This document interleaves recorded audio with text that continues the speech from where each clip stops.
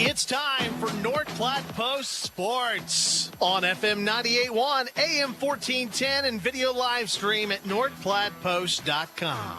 Today's game brought to you by Sandhills State Bank, Premier Toyota, Dave's Place Pizza and Wings, CT Computer Services. Today's game also brought to you in part by Shelter Insurance, Great Plains Sports and Therapy, Great Plains Home Care Equipment, Larry's Glass, Bill Summers Ford, the D&N Event Center, Larry's RV, Double Dips, the Fortify Group, CIO Wealth Strategies, Puro Clean, and North Platte Public Schools. Here's Paxton Gordon. Welcome in, everybody, here to Bill Wood Field. It is time for the inaugural season for North Platte High Baseball and the inaugural home game for the Bulldogs. North Platte High School taking on Aurora and the Huskies here today. North Platte sitting 5-1, picking up their first loss, though, unfortunately, over the weekend to Malcolm, 5-0, and now taking on an Aurora squad that's 0-4, struggling to really find any momentum this season and are looking to find that momentum here, but it's going to be quite a challenge. Bulldogs, man, have been on an absolute total tear, dousing a lot of teams. So far this year, if I remember correctly, North Platte High School has only played 2 full 7-inning games out of the 6 that they've played so far. Every other game has been a 5-run rule, and I don't expect that to be different here today as North Platte taking on Aurora. Aurora fell to Centennial 13-3 as Mayor President Keller, the great pitch, gets it to home plate, but Aurora lost 13-3 to Centennial. North Platte decimated Centennial 23-0. So that's going to be quite a challenge here for this Aurora squad as they'll be facing a North Platte squad looking to exact revenge after a loss to Malcolm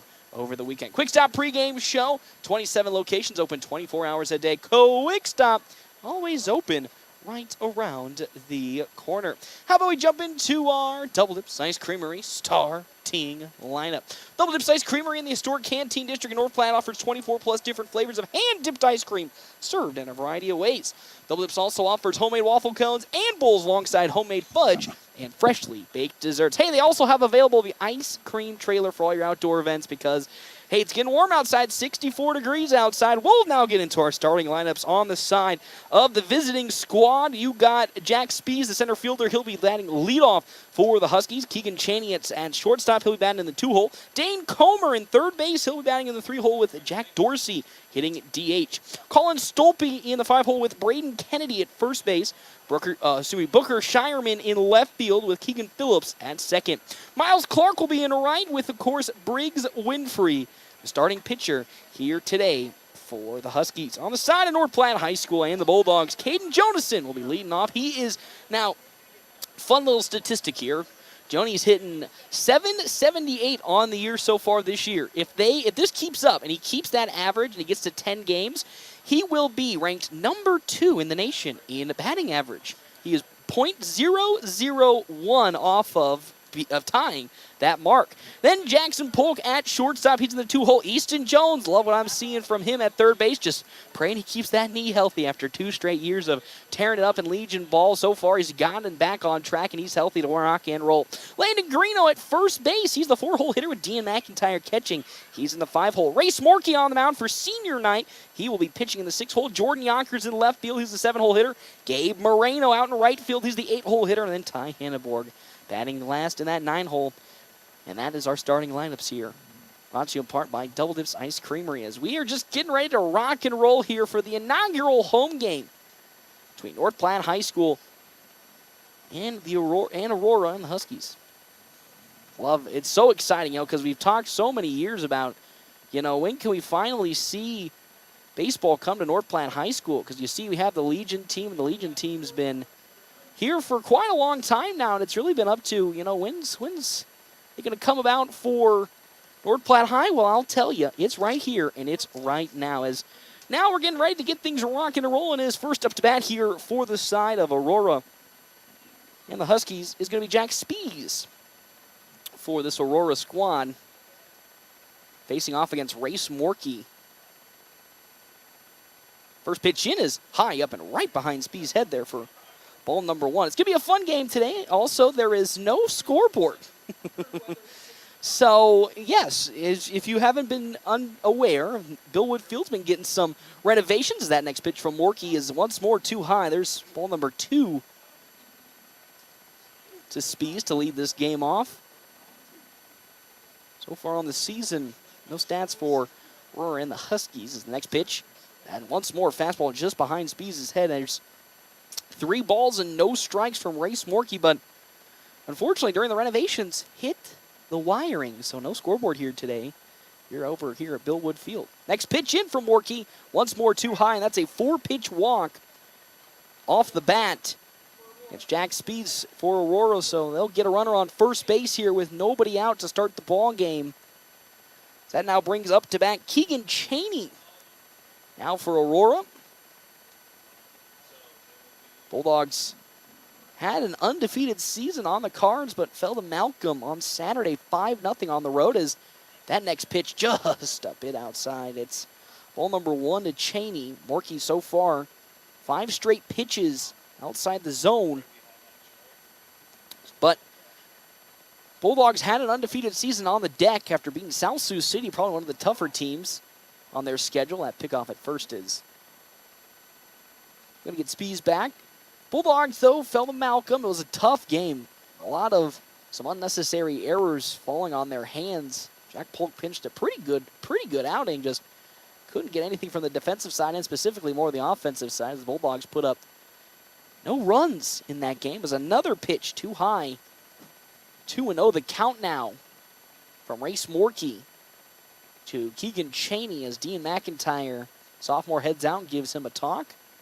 Try to get him to calm down. You know, Race Morkey so far this season for North Platte High School on the mound doesn't have any stats for him. Again, you normally see Race Morkey see some game action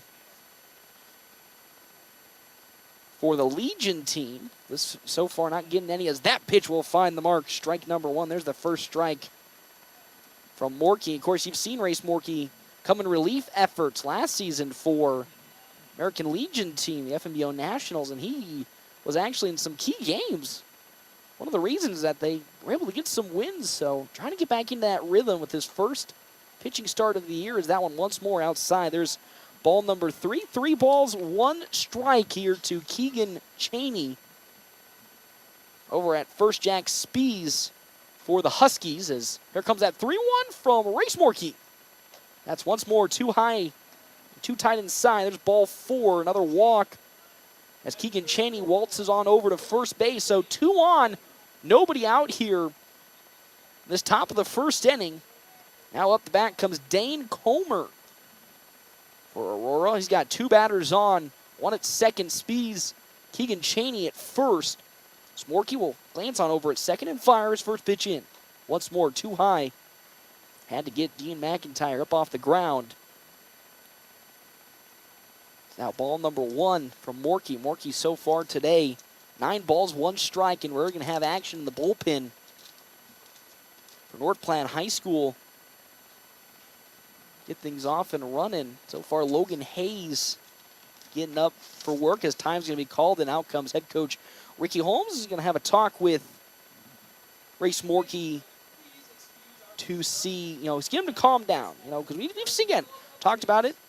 Race Morkey has seen some pitching action, not this season specifically, but we've seen him during American Legion pitch some fantastic relief efforts. Getting the start today again for senior night, so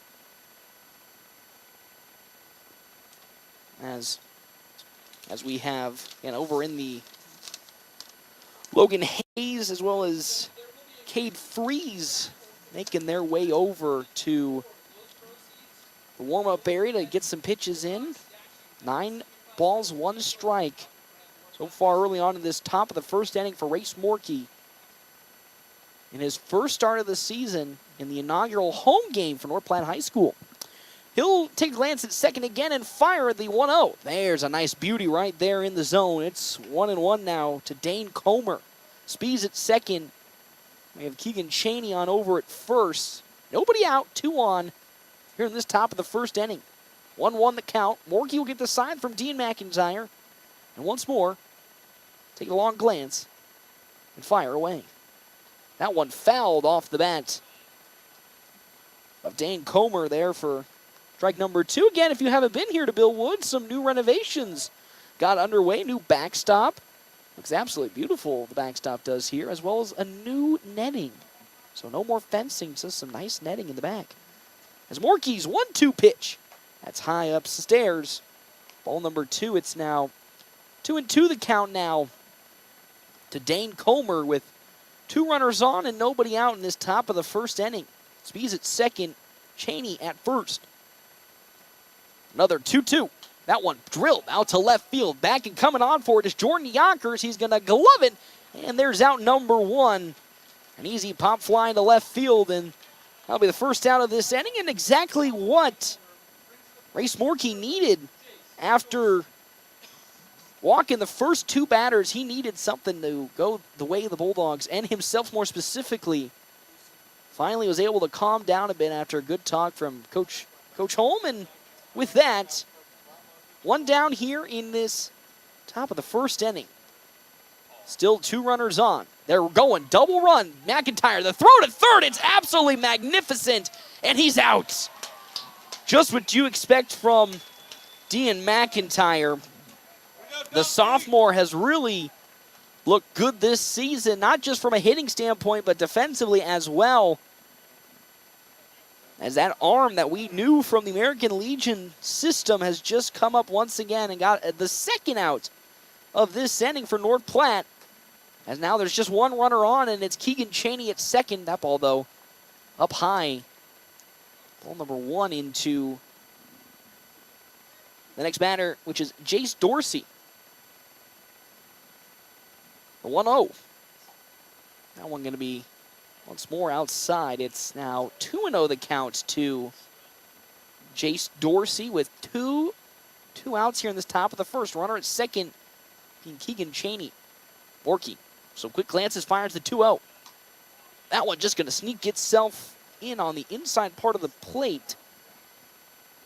So it's 2-1 the count now to Jace Dorsey. So Morkey will shake off a couple signs from Dean McIntyre and find the one he likes. Here comes that 2-1 pitch in. Ooh, that one's going to be just barely smacked off the bat of Jace Dorsey, who's trying to hold up, but it bounced off his bat foul. And with that, we're 2-2 the count now in this top of the first inning. Thank you to our sponsors here for today's game. We won Double Dips. Actually, excuse me, that'll be Dave's Place. Dave's Place, pizza and wings. Find out more. 15-10 East 4th Street is that one skied up high and will fall right behind me. Hopefully not on the poor truck. For for strike number 2. So, you know, I always park, because if you remember where Bill Wood is, it's on the left field side. So I always park behind the building thinking I'm safe, but if it's like a magnet, it just feels like a magnet these days. Now here comes a 2-2 for Morkey again. That one slowly grounded off the bat of Dorsey, foul. So we'll still stay at 2-2. Happened last year. You know, I thought it was safe parking behind the grandstand here in the press box, but no, they always fouled it off right behind it. 2-2. Keegan Cheney still at second for the Huskies here in their top of the first. Morkey with another 2-2 count. That off-speed in there, strike 3, and there's the first strikeout for Race Morkey today and this season. The Bulldogs get out of a very, very tight hole, and with that, they're going to make their way to their bottom of the first inning. No runs on no hits, 2 walks. We'll now make our way bottom of the first inning here for the inaugural season and inaugural home game for North Platte High School. 0-0 the score. We come back here at FM 98.1, AM 1410, and of course, video live streaming, NorthPlattePost.com. We're always open right around the corner. Quick stop. With your 24-hour convenience store. Fast, friendly, no one gets you more. Gas, food, your favorite drink. Get everything you need in a blink. That's why everybody stops at Quick Stop. We're always open right around the corner. Quick Stop. Family first. My dad used to tell us that all the time. But family first wasn't just something he'd say to us. It was how he lived every day of his life. And it's how I try to live mine too.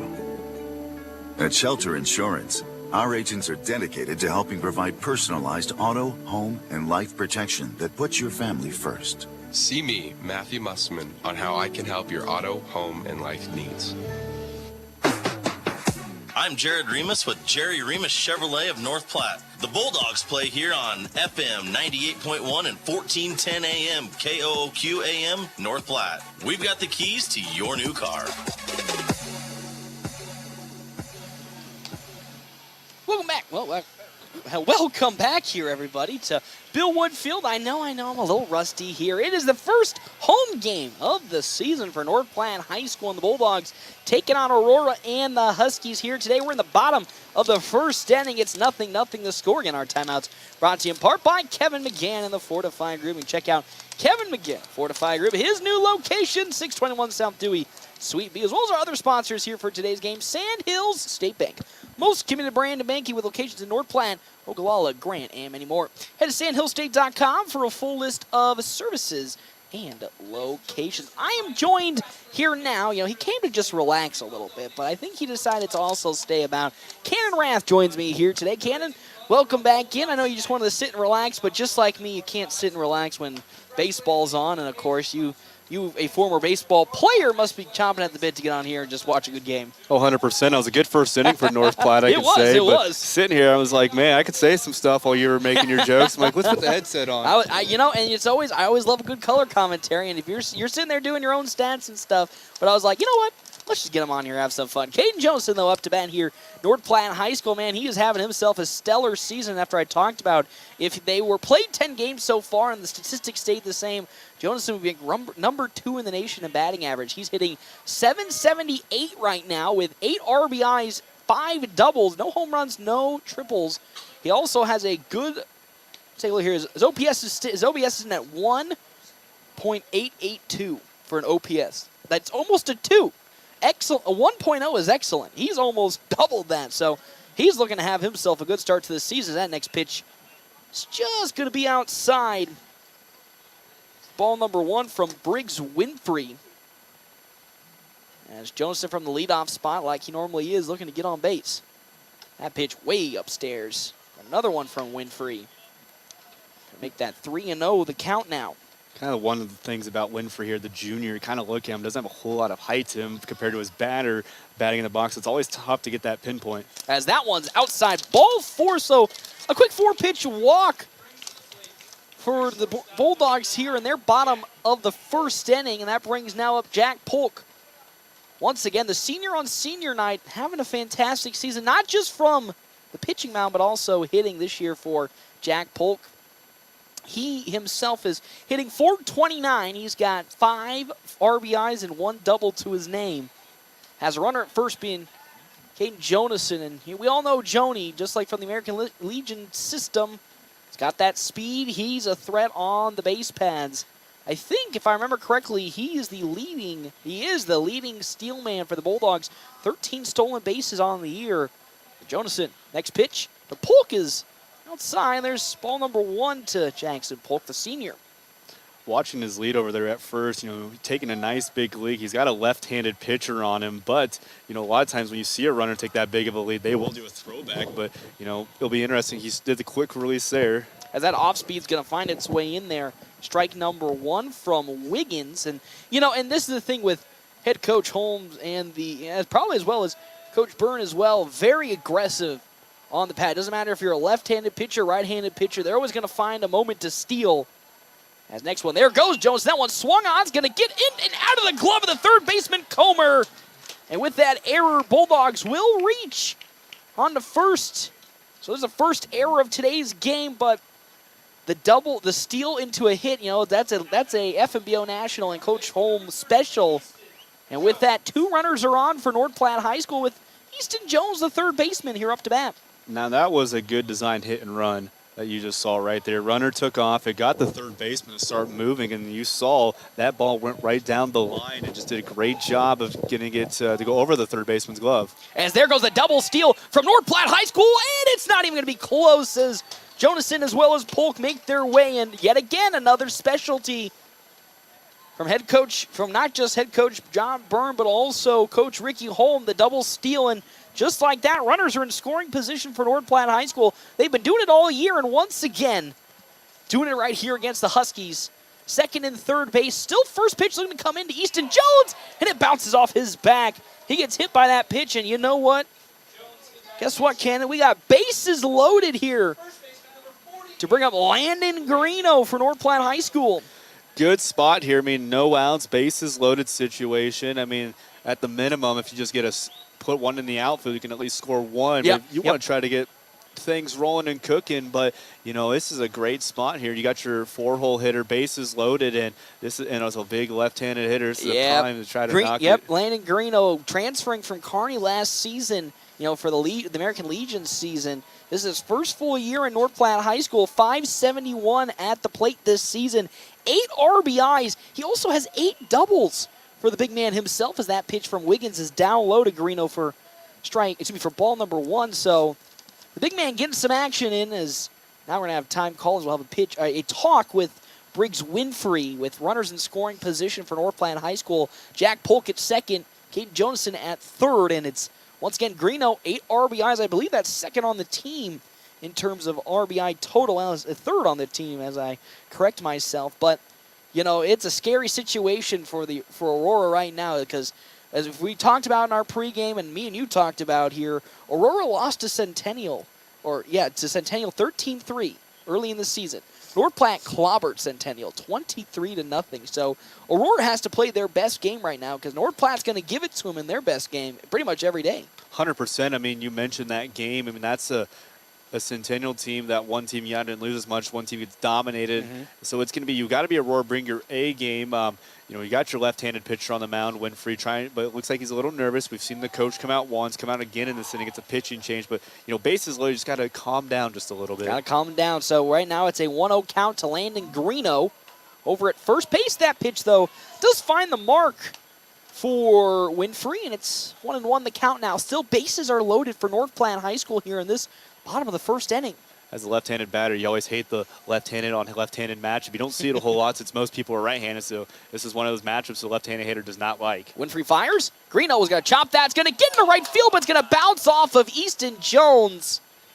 So he's out, but with that, not just one, but 2 runs will score. And they're going to call Easton Jones out, and they're going to have to put Jack Polk back over at third. That's just unlucky. Jones is a very tall man. It's tough to miss him out there at first when he was running, so that ball went right into him. So there's the first down of this inning. Greeno will get on, but down goes Easton Jones, but the Bulldogs do get one across. It's 1-0 in favor of North Platte, and that just brings up a scary batter in Dean McIntyre. So far, McIntyre second on the team, 600 batting average. Has once again another runner in scoring position for North Platte. That one's going to make a slow roll on over to second. The throw to first will, almost not be in time, but they'll get it out at first. So there's 2 down here, but another run comes in for the Bulldogs, and they lead 2-0 here in this bottom of the first inning. Yeah, it was you saw the ground ball up to the second baseman. When he fielded it, he looked a second originally to try to, flick it over, but the runner was right there, so that was a close play at first. So it's 2-0 now for North Platte High School, and it brings up the senior Race Morkey, the pitcher, for his hits today so far on the season. For one, Race Morkey, he's going to shuffle through and see him. He's hitting 143 as that one's fouled off of Morkey for strike number 1. 143 on the year for Race Morkey with 1 RBI. But what a good time to come up clutch for the Bulldogs here with a runner at second base being Landon Greeno. Already leading 2-0 though. But looking to increase this lead against Briggs Winfrey. Winfrey with the 0-1. Oh, that's going to once again hit Race Morkey, this time in the left ankle.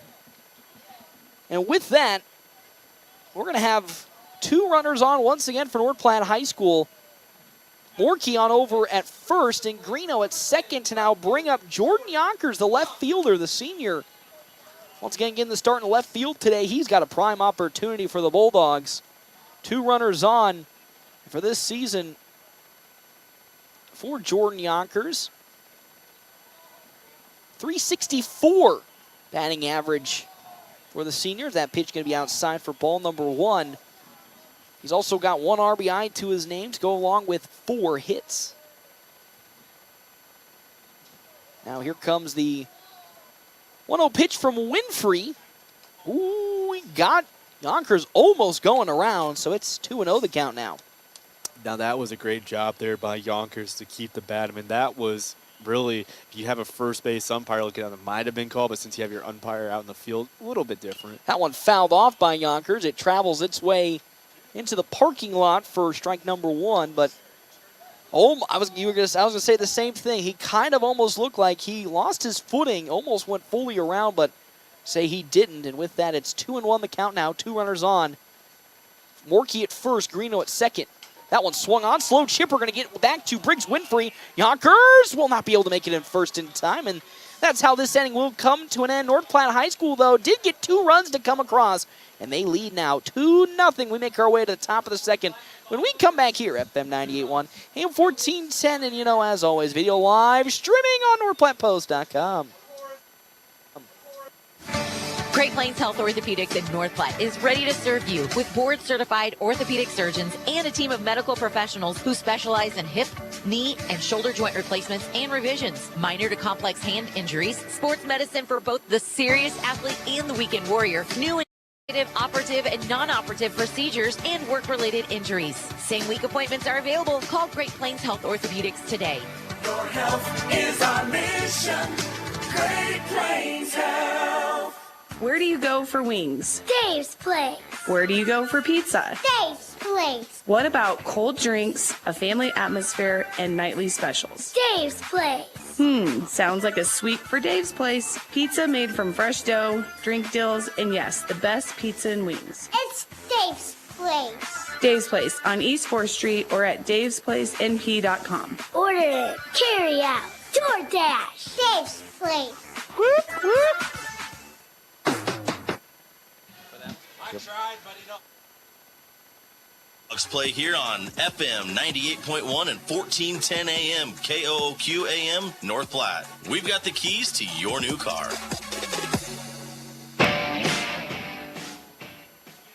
Welcome back here to Bill Wood Field. North Platte High School in their inaugural home game of the season, taking out Aurora and the Huskies. Bulldogs lead this one 2-0 here in this time.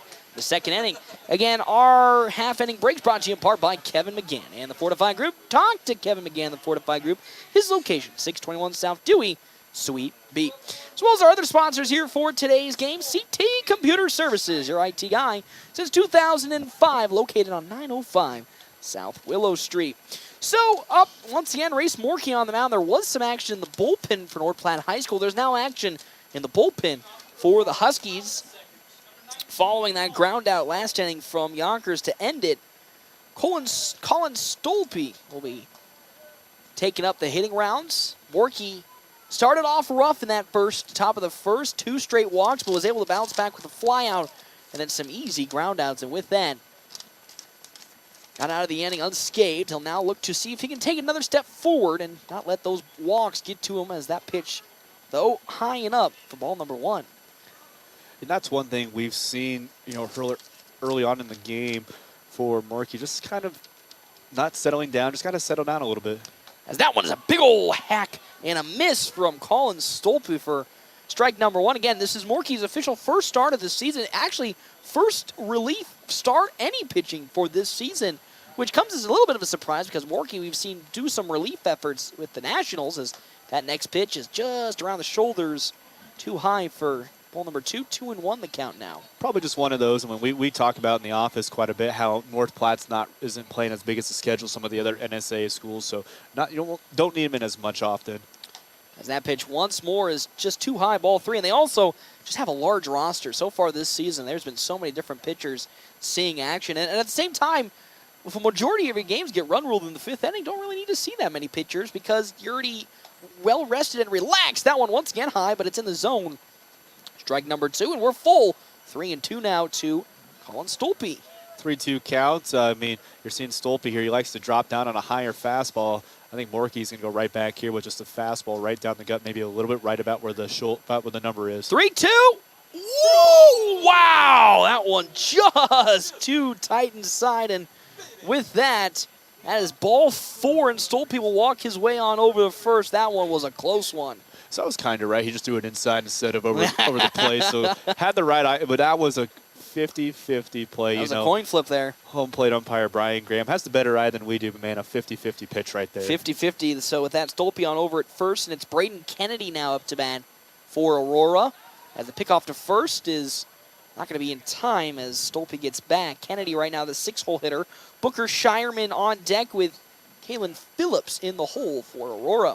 They trailed 2-0 early on here in this top of the second inning. Morkey fires. That one, a big goal swing. That one got some contact on it, but it's foul. And with that, it's 1-1 the count now. Yeah, Actually, 0-1. You know, Kennedy there kind of took a weird hack out. It was a high fastball, so, if you're Morkey, you know he's going to swing at. Maybe try to stay a little bit higher with your fastballs on this batter. Could see an off-speed as well as Morkey fires the 0-1. That one driven into right field. It's going to fall just in for a base hit there. Gabe Moreno is able to pick it up. And just like that, there's the first hit of the day for Aurora.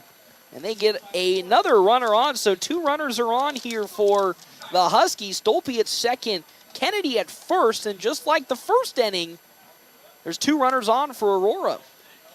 For Kennedy, that was kind of one of those plays. I don't think he really fully wanted to commit to that swing, but, he made just enough contact. It was a bloop single out in the right field and a good job. But, you have Shireman coming up to the plate here trying to see what he can do. Now the mammoth of a man that is Booker Shireman, probably the best player for this Huskies squad, will be up to bat here as that fastball is high and tight inside for ball number 1.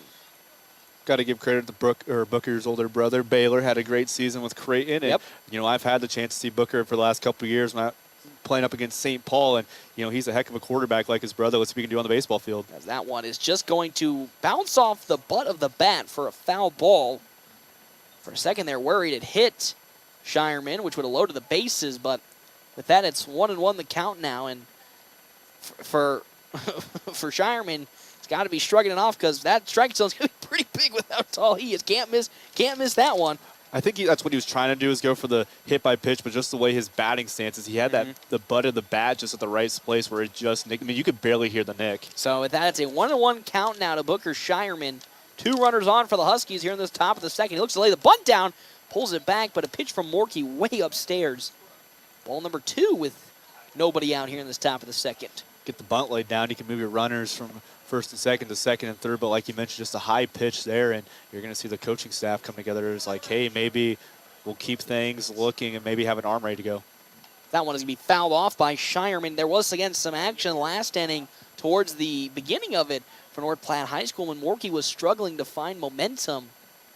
Logan Hayes was out there, as well as Cade Freeze getting some warm-up action, and we could be seeing that once again if Morkey gets into a bit of a pickle. 2-0 lead for North Platte. It's currently a 2-2 count now to Booker Shireman. The pitch, tight inside. Shireman's able to avoid it, but now with that, we've gone to another full count, 3-2.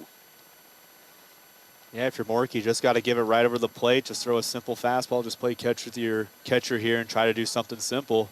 2 runners on. 3-2 count. Morkey will take a glance at second and fire the payoff pitch. Oh, again, just a bit outside, this time about on the full count pitch. Another walk for the Huskies, and with that, bases are loaded with nobody out. Another coin flip on the perimeter, and here comes head coach Ricky Holm to have a talk with Morkey. Morkey, 4 walks in the game, I believe. 2 and 2 in each. Start the first batter of the game. First 2 batters were walks for Aurora. Then the last 2 out of 3. First batter was walk. Second batter hit a single in the right field in the last walk. And Coach Holmes is going to go out and talk with him. He's like, hey, just calm down a bit. Bases loaded situation. Coming up here for Aurora. They're coming for Aurora. We're going to see Phillips at the plate here. Try to get something. But also maybe it's a 2-0 lead. You might see the infield maybe playing just a little bit. If you can get a quick ground ball, throw it home first. But it'll be maybe one of the other reasons I can see Holmes out there, let's see how the infield sets up as well. I wouldn't doubt it that they're going to put him basically on the infield grass, looking for a quick turnout. No, but they're going to basically go back to their standard positions here. So bases are loaded to bring up to bat Kalen Phillips. So we have Shireman at first, Kennedy at second, and Stolpe at third. No action in the bullpen for either side. They're going to stick it with Race Morkey as he's in quite of a pickle with nobody out. A pitch behind Kalen Phillips for ball number one. Again, tough position, though, for Race Morkey. Senior, want to get him in for senior night, but hasn't pitched all year, and they put him on the mound here for the inaugural home game for the North Platte High School Bulldogs. The 1-0. That one skied straight up into the air. Getting on under, and now comes Jack Polk. Still rolling. He gets there and gloves it for the easy out. Infield fly was the call, was what the official call. So your batter was out regardless, but we still got to give credit to the... That's what Morkey needed. That is exactly what Race Morkey needed. You know, sometimes we've seen he try to really go hard with that fastball, and it gets a little bit out of control with it. But there went for a nice easy approach, and just like that, one down here in this top of the second inning. Though still bases loaded for Miles Clark, who at off speed gets away from Morkey. Ball number one. Now your hot corners, you're watching them, you know, for Greeno, and also, there for your hot Easton Jones. Yep, Easton Jones. You're watching. Easton will walk up to the grass. Greeno's playing on the grass, so maybe try watch for a play at home. Beautiful pitch from Morkey will find its way in there for strike number one to Miles Clark. It's 1-1 the count now. So now, here comes that 1-1. Another half-hearted swing from Clark this time about. He'll go around, and that's strike number two. That time, beautiful placement from Morkey on the fastball. I don't think Clark wanted to swing at that either. No, I think his momentum carried the bat with him. The 1-2 now. Another swing and a miss. There's strikeout number two for Race Morkey today. And it's like that. Two runners are out. And can Morkey do it again here? This time a little more dangerous with the bases loaded, but got out of the inning last time for the Bulldogs when they had a runner in scoring, got out of the inning when the Aurora Huskies had a runner in scoring position. Can he do it again? But this time, Jack Spees leads off. He walked. His first plate appearance, swinging and a miss from Spees for strike number one. I think for Aurora, if you want to try to get some runs across, you have your top of the order starting up, like, you know, for Spees. You need Spees to try to get something in play. Kind of shocked they didn't try to go for a bunt, you know, when they had a couple free outs. As Morkey's next pitch is popped sky high. McIntyre trying to run for it, but it's going to fall foul into the netting. You know, I'm kind of, not going to lie, a little shocked with how many free outs they had. They didn't at least try one bunt to see if they can move the runner home. Yeah, I was a little surprised by that. I mean, we did see Booker try to attempt the bunt, but it was just a little high inside. He seems too, I'm going to say too tall for a bunt, but, like, it doesn't seem like the type of person you should be bunting with. You know, small ball is always it's always tough to try to perfect. Mm-hmm. So it's now 0-2 the count now from Morkey into Spees with the runners in every base pad. So it's bases loaded. Two out here. Morkey, the 0-2. Come on, baby. That one slowly grounded, and it gets right past Easton Jones into left field. So not just one run will score, 2 runs will score, maybe even 3. Nope, just going to be 2 runs. And just like that, a slow grounder gets past the glove of Easton Jones, and 2 runs come across here for the side of the Huskies. So no, they now have 2 runners on. And now a tied ball game at 2-2.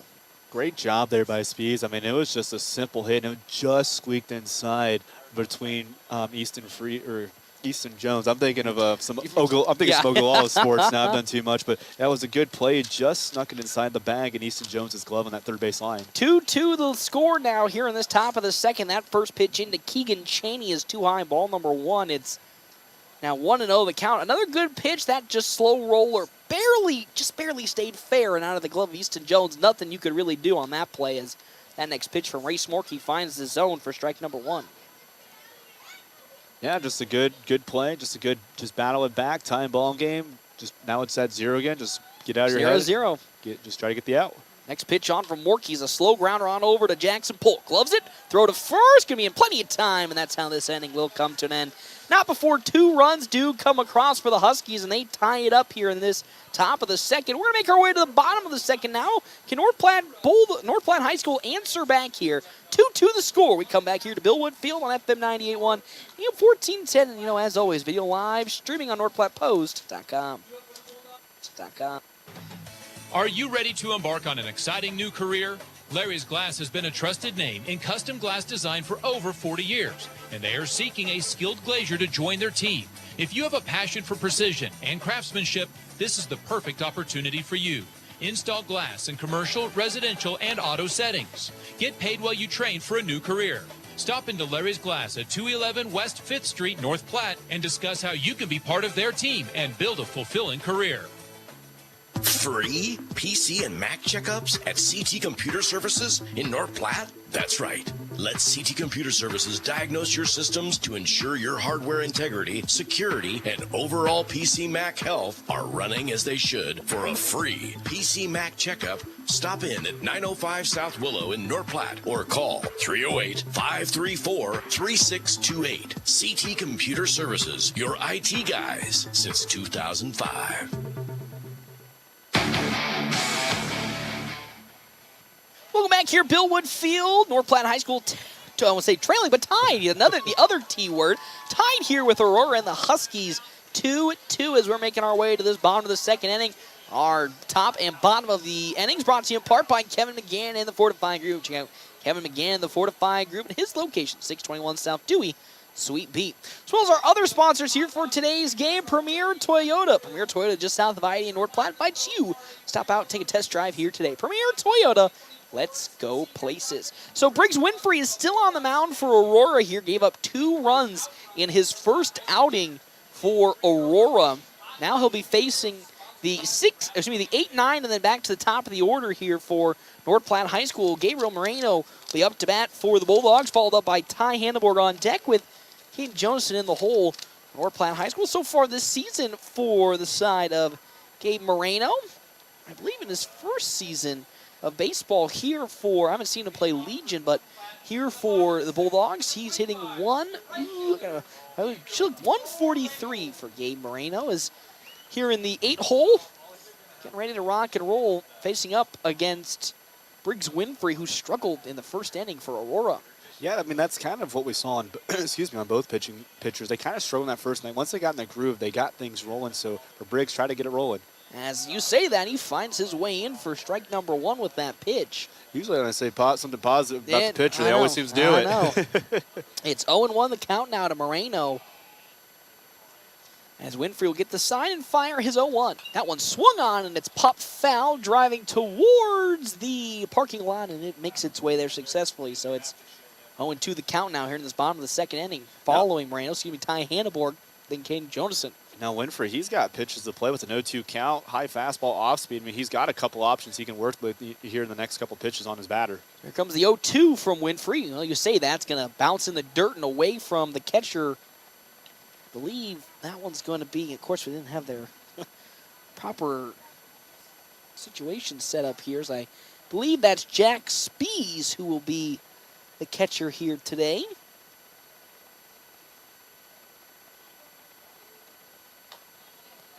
Another pitch, just kind of missed that one up high. I mean, it looked like the first one he missed was trying to go fastball inside, and that one tried to go off speed, but his release point just didn't really get the spin on his wrist as he was trying to work with. So it's now 2-2 the count now to Gabriel Moreno as he fires. Winfrey does. That one driven out into left field. It's going to find its way in for a base hit, and there's a good hit from Moreno. Again, struggling on the plate with a 143 batting average. He will get his first hit today.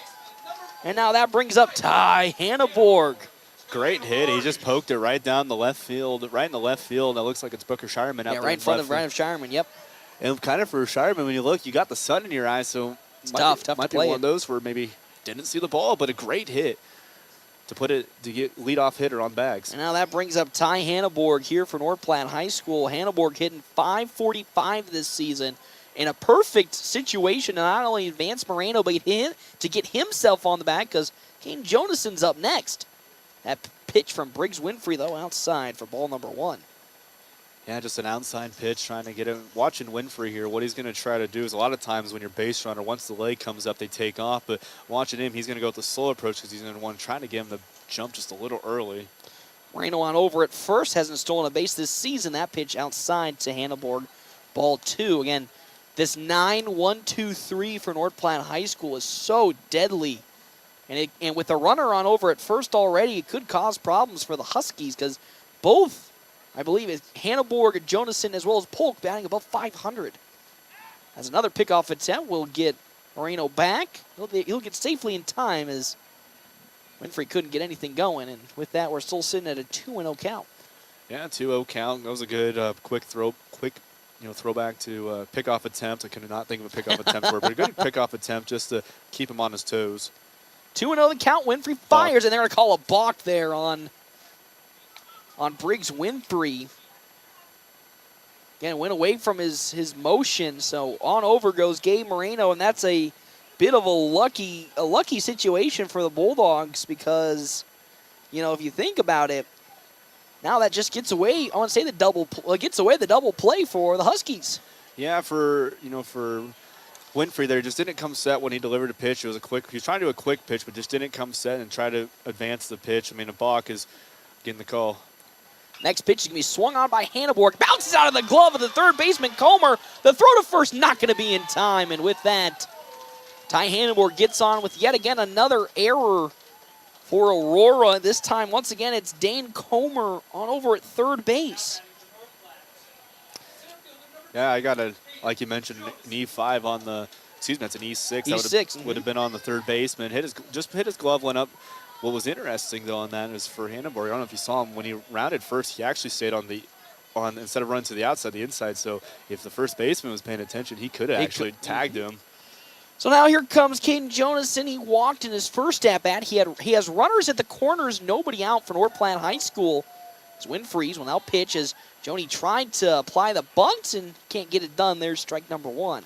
Good bunt attempt. I mean, that looked like, for Johnson, no matter the outcome, and he wanted, coaches Holmes also just wanted to put that one in play. So he kept the bat. I mean, it was a high pitch and, try to move your runner over to second. Again, the Coach Holmes special. Runners at the corners put the bunt. There goes another runner, but that one's going to be skied up into the air. Keelan Phillips gets under it. He misses it. Oh, no, that's going to probably be an easy out over at second, so you can't really avoid that one. A run does come home, but another unforced error for the Huskies results in a run.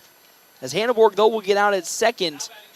Just nothing he could have done there, but following that error, Jonason gets on, and now it's 3-2 in favor of North Platte High School. It's just kind of one of those for Phillips. He got underneath it, but if you watched him, his feet were a little jumpy, so just couldn't get his feet set. And, like I said, he's looking right in that sun, too. And it's tough. Bill Wood, especially at this time, normally when the Legion plays, it's at 6 o'clock, so the sun's already setting, but 4 o'clock start time, that sun's going to be right in your eyes. There goes Caden Jonason. The throw on over to second is a beauty, but not in time as Jonason successfully steals second. The second stolen base today for Jonason, now his 15th on the season. It kind of interests me there for Winfrey. I mean, Johnson, he took off where he delivered a pitch, and his leg was still up to where he could have went back to first. So I'm a little surprised he delivered the pitch because he was not in his forward motion when that leg was up. So a little surprised he didn't try to go for the pickoff attempt. Again, Coach Holmes special, even though he's a lefty, he'll still look to steal as that pitch finds its way in. Strike number one. 1-1 the count now. But again, still love the aggressiveness on the base pads from the Bulldogs. Something you just got to expect when you have head coach assistant coach Holm as well as coach John Byrne there. Very aggressive in their tenures whenever they play elsewhere. As that pitch is going to get into center field, and there goes Johnson, going to make his way on over to third, and he'll get there with an easy steal. So that's now 16 stolen bases on the year for Joni. And with that, runner in scoring position again. That was another close balk. When he threw it back, he didn't step off with his left foot. He just kind of turned. A lot of times you got to do your initial step off, but and then nobody was covering second base, so really the defense wasn't ready for it. As now Jonason at third base for still Jack Polk, and he gets nailed in the back. Polk does, and I think that's the third hit by a pitch Bulldogs have suffered today from Briggs Winfrey. Next comes Easton Jones, who was hit by a pitch in his last at-bat for North Platte. So he'll have runners at the corners here. Nobody out. I wanted to mention, actually, one of the big things with the headset with Easton Jones last year, we had a chance to watch him in Ogallala hit a bomb down the left field line. And, I believe it was, a torn ACL he was? Yep, a torn ACL in his opposite knee. Excuse me, there goes Jack Polk for another steal. He'll waltz his way in, and just like that, another easy stolen base and an avoidance of the double play. That was actually a smart play. I mean, as you saw, your infielders kind of came in front, so the catcher, Spees threw it down. They were going to try to see if they can get the runner, Johnson, to come home, but Johnson was on top. He's like, I know you're not throwing to the bag. You're throwing in front. So it's a 1-0 count now to Easton Jones with runners in scoring position at second and third. He's going to pop that one sky high up to heaven. Drifting towards Phillips once again. He, this time, will glove it. Johnson tags up, but he'll step back, and there's out number 1. North Platte High School here in this bottom of the second inning. Oh, I forgot a second now. My good heavens, what am I on today? Out number 2 here for the Bulldogs. Sorry, the scoreboard's a little tough. Yeah, the score, you never really think about it because I thought I was doing a good job, and then you just don't have the scoreboard to help you. It exposes you in the bad stat taking I sometimes take. But it's now Glandon Greeno's time to shine. He singled in his first plate appearance for the Bulldogs. He has Jack Polk at second and Caden Jonason at third for North Platte High School with 2 down against Briggs Winfrey. The fire in. That one way down low will bounce away from the catcher Spees, but won't get too far, and that's ball number 1. Yeah, good job there on Spees. I mean, your backstop here, North Platte, it's a long ways. It is. And now it really is. It used to be kind of closer, it felt like, but now with the upgrades, it feels even further away. So anything behind is going to score a run. So Winfrey now will fire his 1-0. That off-speed is pulled by Greeno right behind our press box there for strike number 1. It's 1-1 the count now. Rest in peace to all the cars behind the press box. Normally, I think it's just my car today. Oh, when I pulled in, there was a good amount. Okay, good heavens, thank you. So now my car, our car hopefully won't get hit. 1-1 the count now to Greeno, playing first base today. He singled in his last plate appearance. Off-speed pulled, it's drifting into center field. It's going to get down for a base hit. So not just 1 run, but 2 runs will score for the Bulldogs, as that's their first hit of today's game. But also 2 more runs come across. It's now 5-2. And that was a good hit. I mean, your shortstop is playing on the grass, and in the outfield with Booker Shireman in left field, and then over in center field for Aurora, Chaney. It was one of those, it was perfectly placed between the triangle and dropped right between them. It was. Greeno had to reach for it a little bit, but it worked out in their favor. Now it's 5-2 in favor of the Bulldogs with Dean McIntyre up to bat. He'll sky that, but it drifts foul, and with that, there's strike number 1. Right fielder Miles Clark way closer to center field than the right field side. So if it's going to be tough for McIntyre, if he can get it into right field, there is a huge gap where nobody's around.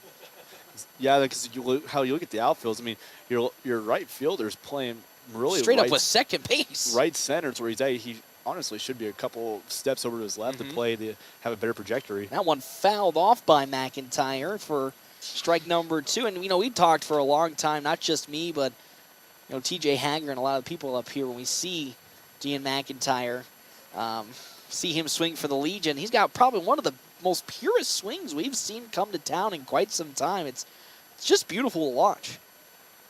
2-0 now from Briggs Winfrey to the catcher McIntyre. Excuse me, 0-2 now as Winfrey fires.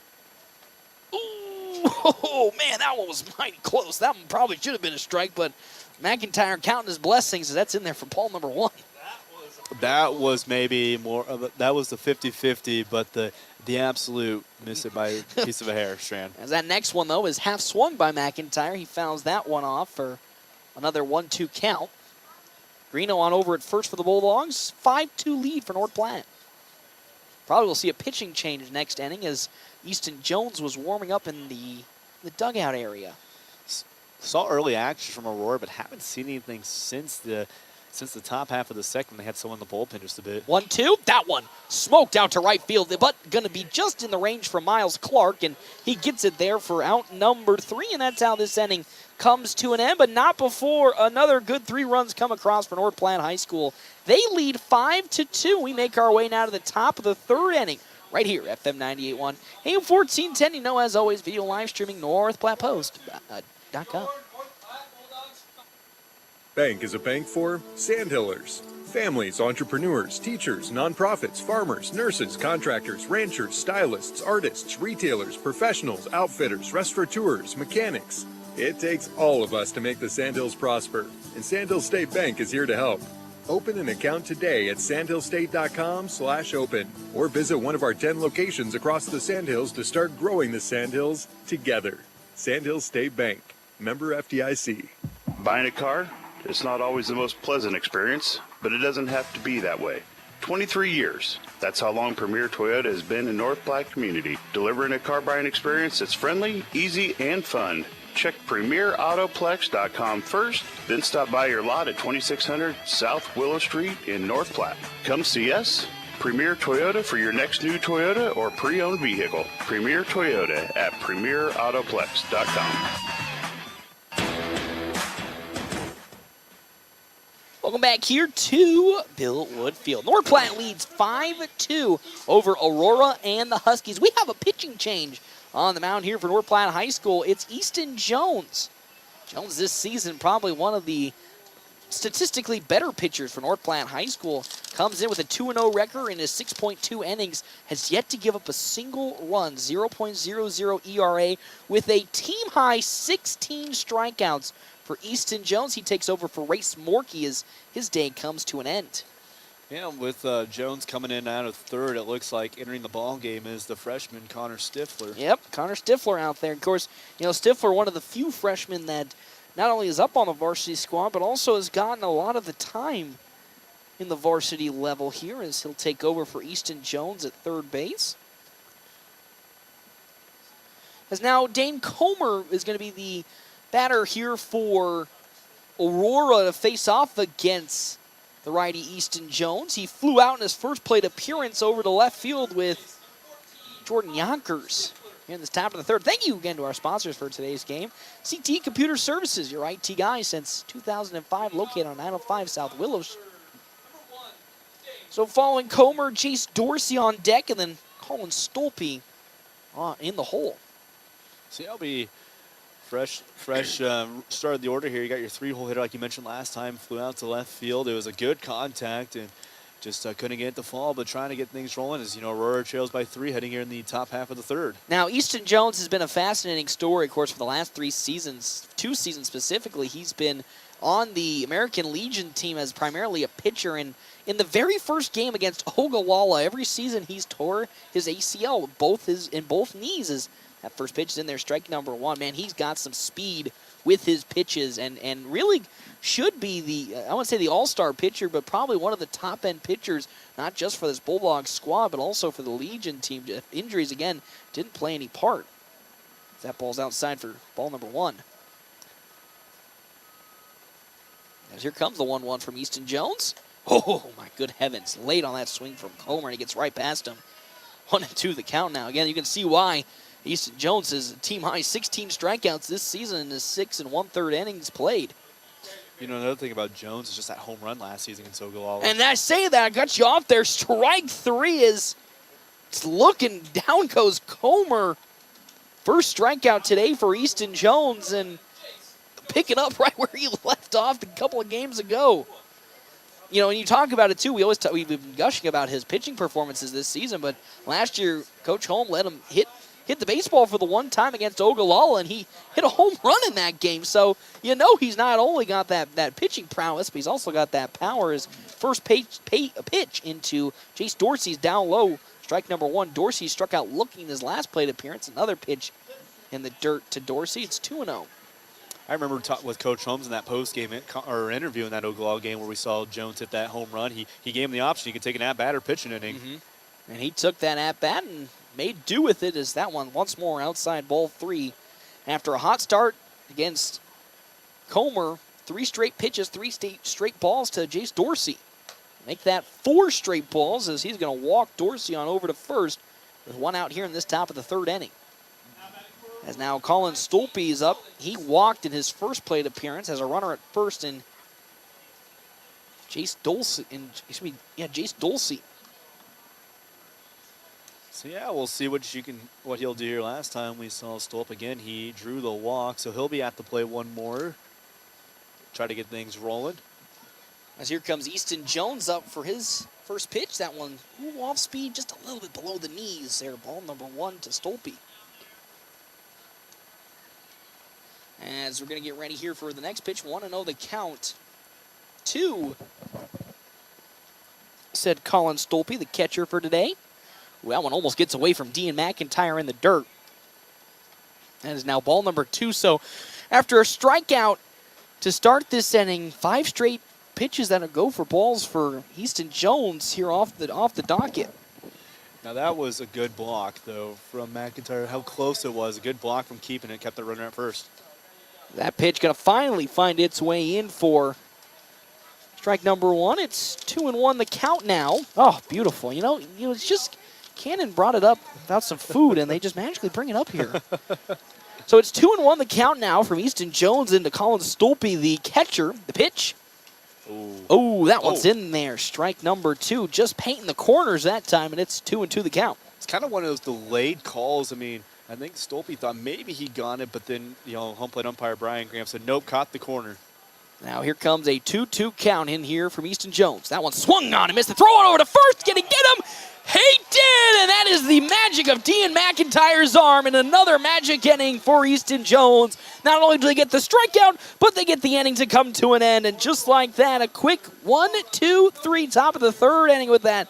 We're going to step aside and come back to the bottom of the third. Bulldogs leading 5-2 right here, FM 98.1 and AM 1410. The DNN Event Center wishes everyone a great sports season. With North Platte and Nebraska weather, things change quickly and can make our lives a little more difficult. Thank goodness for the DNN. The DNN offers hourly rentals for all types of sports practices, including turf, courts, batting cages, and equipment usage. Call the DNN Event Center to schedule your team's practice times and for more league information for all sports seasons. For over 30 years in our community, for your next event, the DNN Event Center. Brandon is super pumped about Runza. Runza is so sweet. Especially all their desserts. Oh, those are the sweetest. Chocolate, vanilla, and twist ice cream cones, 4 flavors of shakes, chocolate chip cookies, and ice cream sandwiches. Literally sweet. Aw, I love your enthusiasm. Well, I love Runza. So sweet of you. Come satisfy your sweet tooth. Because from the way we make it to the way it makes you feel, Runza makes it all better.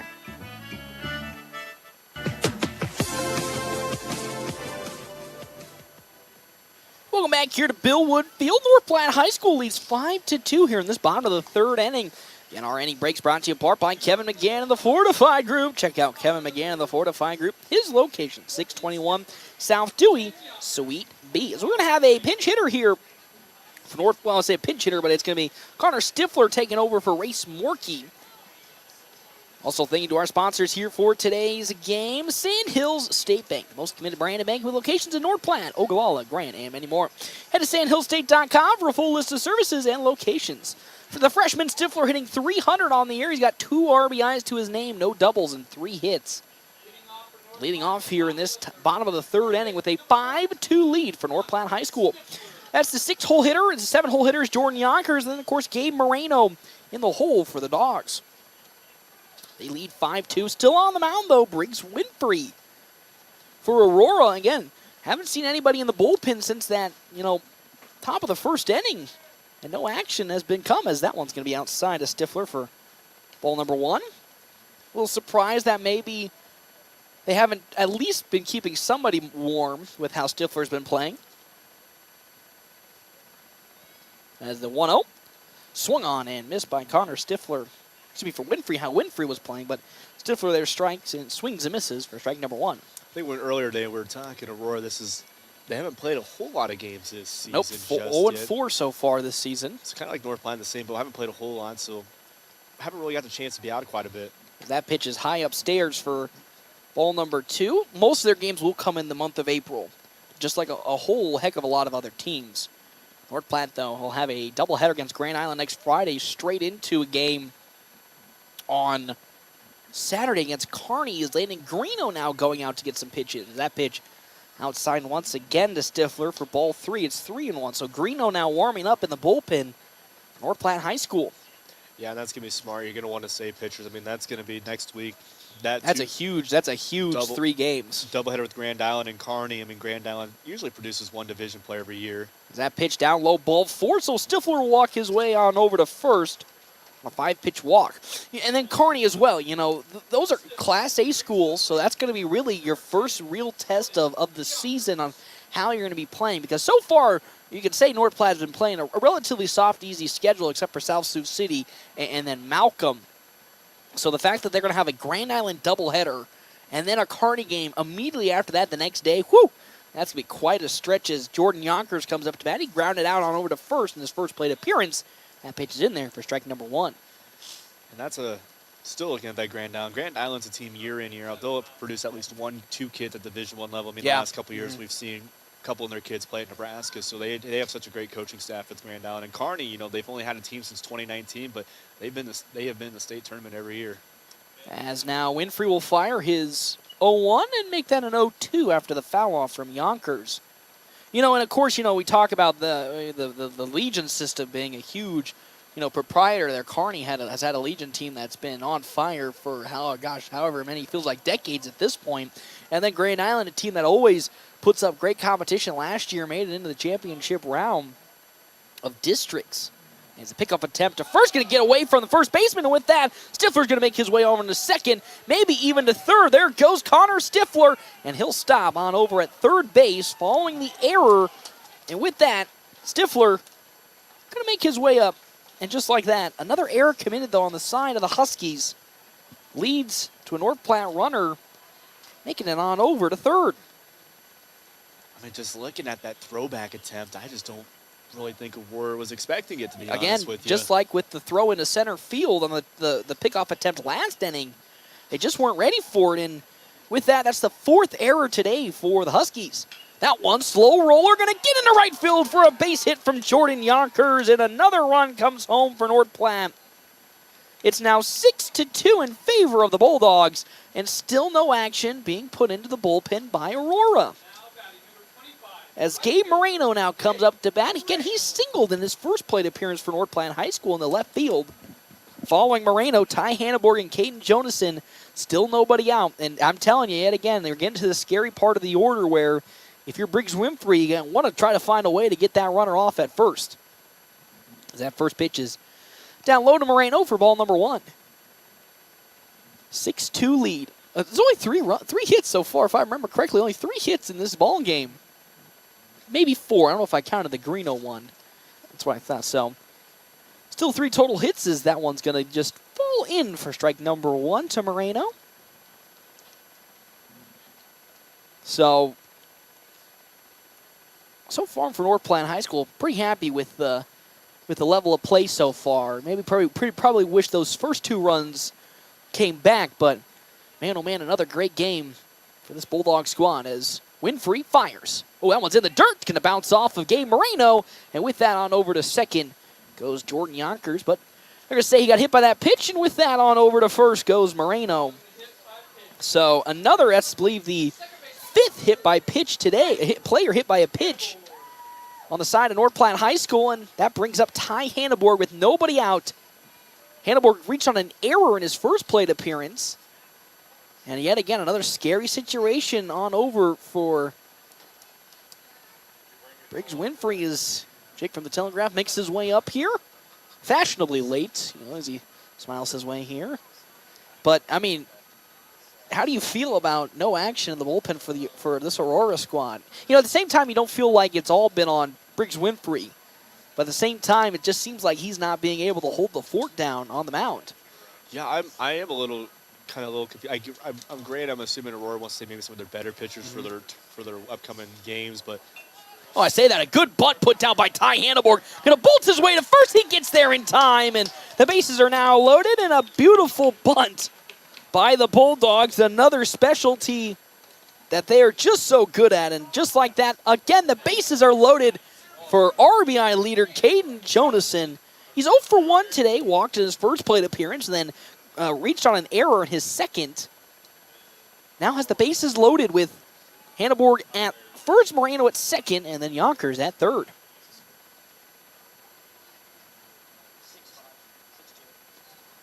As he drives that to left field, but it's going to fall foul. Oh, my good heavens. No home runs so far this season for North Platte High School, but wouldn't it be something if Caden Jonason got one here today? I don't think he's gotten a home run in his entire Legion career. And why not get a grand slam here with the bases loaded? So it's a 0-1 count now to Joni. He holds off on that one, and it pays off as that's outside ball number 1. That was a good spot to maybe try to pull the trigger, but a great job on Jones to just, hey, let's just keep the bat on the shoulders right there. But that was a Winfrey Doe with a good pin placement. Off-speed pitch just barely sneaks outside. It's 1-1 the count now as Winfrey gets a sign from Stilpe and fires. Ooh, that one's way upstairs and outside. There's ball 2. Again, a walk here will produce a run for North Platte with the bases loaded. And it doesn't get any better than this. It doesn't get any better after this. You have Jackson Polk up next and then Easton Jones in the hole. As Briggs Winfrey will take a deep breath and fire his 2-1. Oh, another one pulled by Jonas. It's going to bounce off the glove there. The third baseman, Comer, and another run will come across. That's now the third error for Dane Comer alone on over at third base. And really the reason the Bulldogs have been able to produce so many runs has been because of Dane Comer's inability. Is here comes a talk and probably a pitching change, most likely for the side of the Huskies after that one. But man, oh man, it's just getting from bad to worse as it's Owen McKinney will be coming in for the side of the Huskies, basically on not much warm-up. You know, and that's kind of what's, I would say he's, actually, it's going to be an extra, have another, actually have a correction here. So McKinney's coming into So the field. McKinney's going to be coming into the field. He'll be playing third, and it looks like Comer's going to be the one who'll be getting on the mound here. As Kalen Phillips will be going to the bench as well. So the player on the mound now for the side is going to be Jack Spees. He'll be taking the mound here. So Spees takes the mound. We're going to then have, I believe Comer's going to be moving on over to shortstop. We're going to have Owen McKinney come on at third base. Winfrey gets off. Oh, gosh, I love playing, you know, pick them up and put them down of who's playing where. It's my favorite sport. It's always tough. It's like so-and-so went here and so-and-so went here. Now you just got to figure out where everyone went on the field. When everybody went on the field is trying to make sure we get everybody set. So, yep, Keelan Phillips will still stay at second base. So the changes here is Jack Spees will be taken over on the mound for Aurora. We have Owen McKinney at third. Dane Comer moves to second. And now all we're missing is who's behind home plate. And that's always the toughest thing because you sit there and you're like, it gets covered up by the straps. We'll figure it out. We'll figure it out one day. But some big adjustments here for Aurora, and they really need to because 5 total errors have come across for the Huskies in this game alone. We're not even in the top of the 4th inning. It's 7-2 in favor of North Platte High School. Here in the bottom half, I mean, it was a good start how the game started. I mean, just simple errors by both teams, or it was more pitching for both teams that kind of got teams going on bases. But then North Platte started to get the bats rolling defensively. I mean, they had a 1-2-3 in here in the top half of the third, and right now they're so far with 2 hits, a walk, a hit by a pitch, and an error is what has happened. And the bases are still loaded. That's all I got is the bases are still loaded for North Platte High School, and they lead 7-2. With no outs, if I'm correct. Yep, no outs. Not a single out. That's the scariest part is when things start getting out of hand, things just really start getting out of hand quickly. You know, it's not just one small thing. It's a whole heck of a lot of small things that start to struggle for either side. As it's again Jackson Polk up to bat. He was errored. He reached on an error in his first plate appearance, and then was hit by a pitch in his last at bat.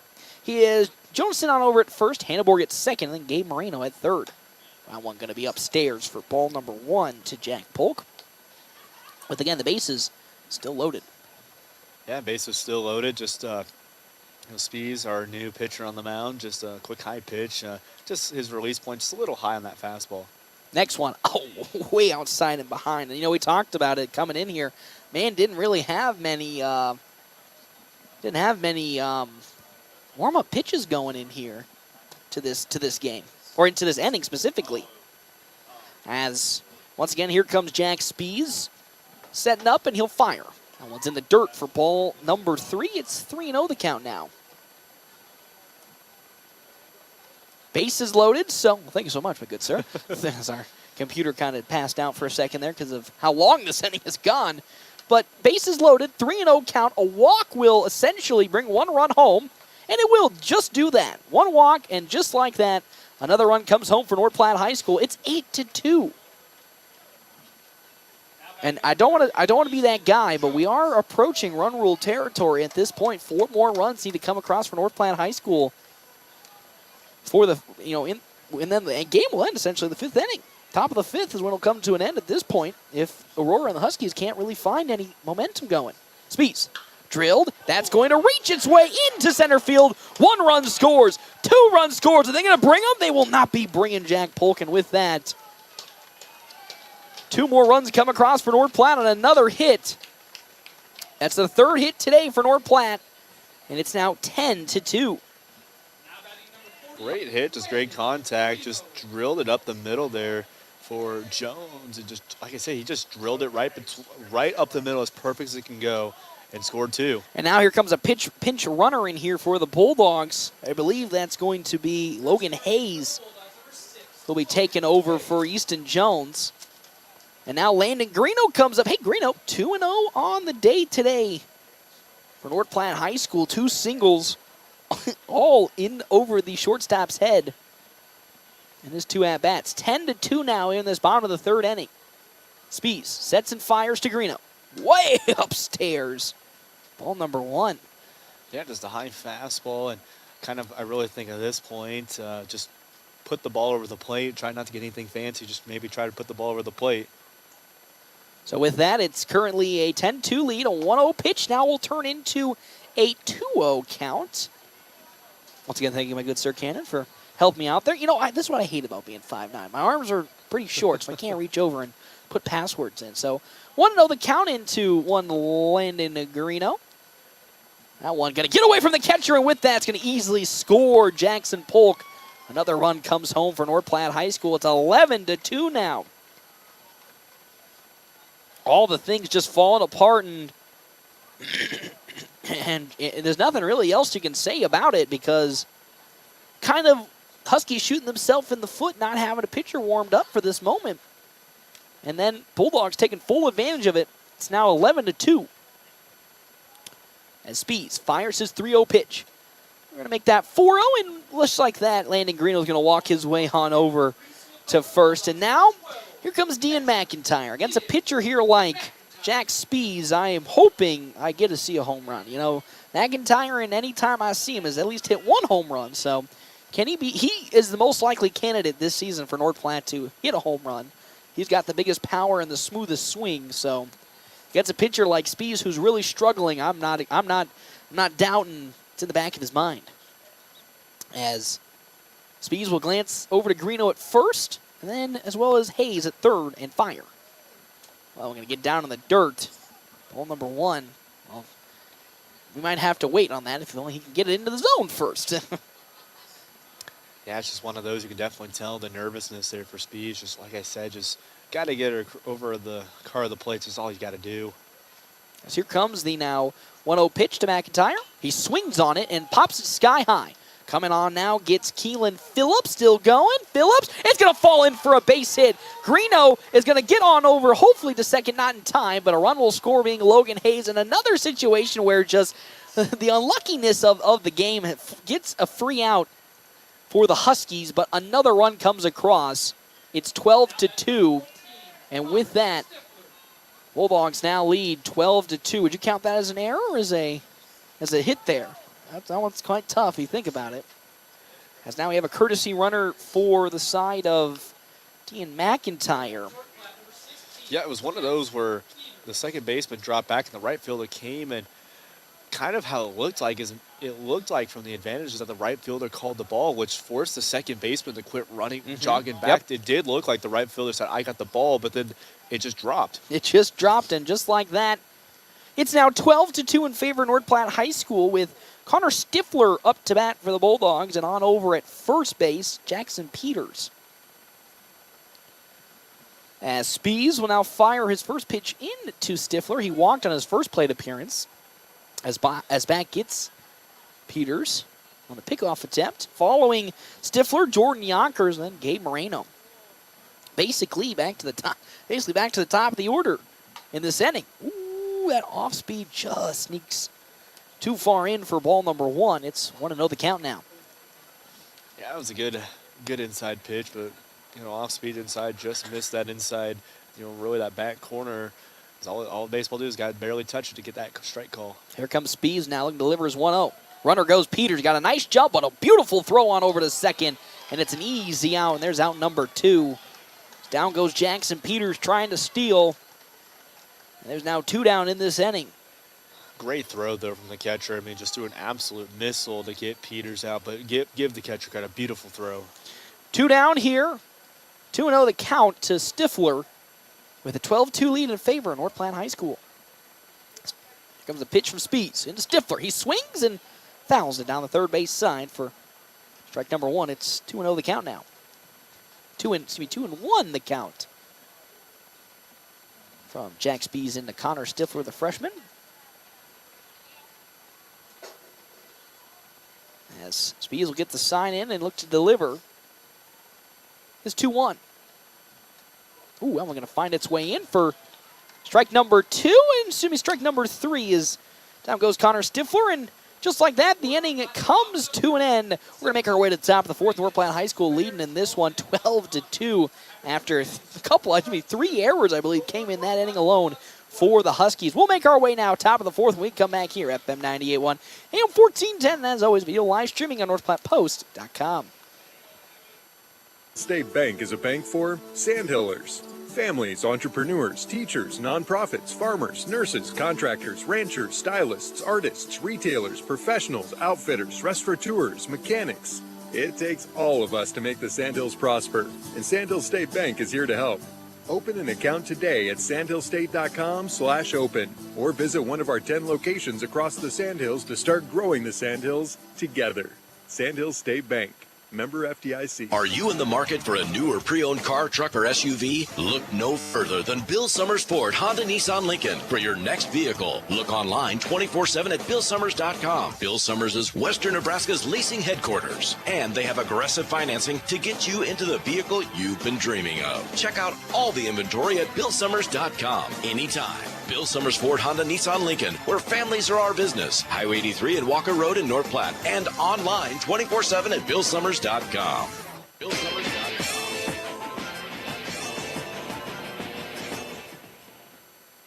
Welcome back here to Bill Wood Field. Bulldogs lead this one 12-2. Again, our half inning brought to you in part by Kevin McGann and the Fortify Group. Check out Kevin McGann and the Fortify Group, his new location, 621 South Dewey, Suite B. As it's Braden Kennedy up to bat here in this top of the 4th inning. He's 1 for 1 with the single. He'll be going up against Easton Jones, so he has quite a challenge. Matt Ham is the home plate umpire, having to talk with Kennedy before the pitch even gets off. Also, thank you to our sponsors here for today's game, Sandhill State Bank. Most committed brand of banking with locations in North Platte, Ogallala, Grant, and many more.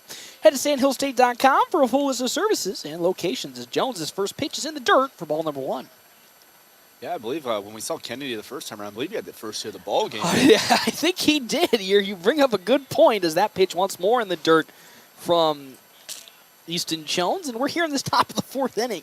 And they've only gone around once for the Huskies, and the Bulldogs have gone around a plethora of times as swing and a miss from Kennedy for strike number 1. It's 2-1 the count now. Yeah, last time we saw in the last inning, it was a quick 1-2-3. Yep. Is how we got things retired in the top half of the 3rd. Next one, off speed, just too low. There for ball number 3. It's currently 3-1 the count now from Jones to Kennedy. Here comes a 3-1. That one's low again, below the knees. Ball 4, so a 5-pitch walk to lead off this top of the 4th. Puts Kennedy at first. Landon Greeno was getting some warm-up pitches in last inning for the Bulldogs, and now comes Booker Shireman. He walked in his first plate appearance.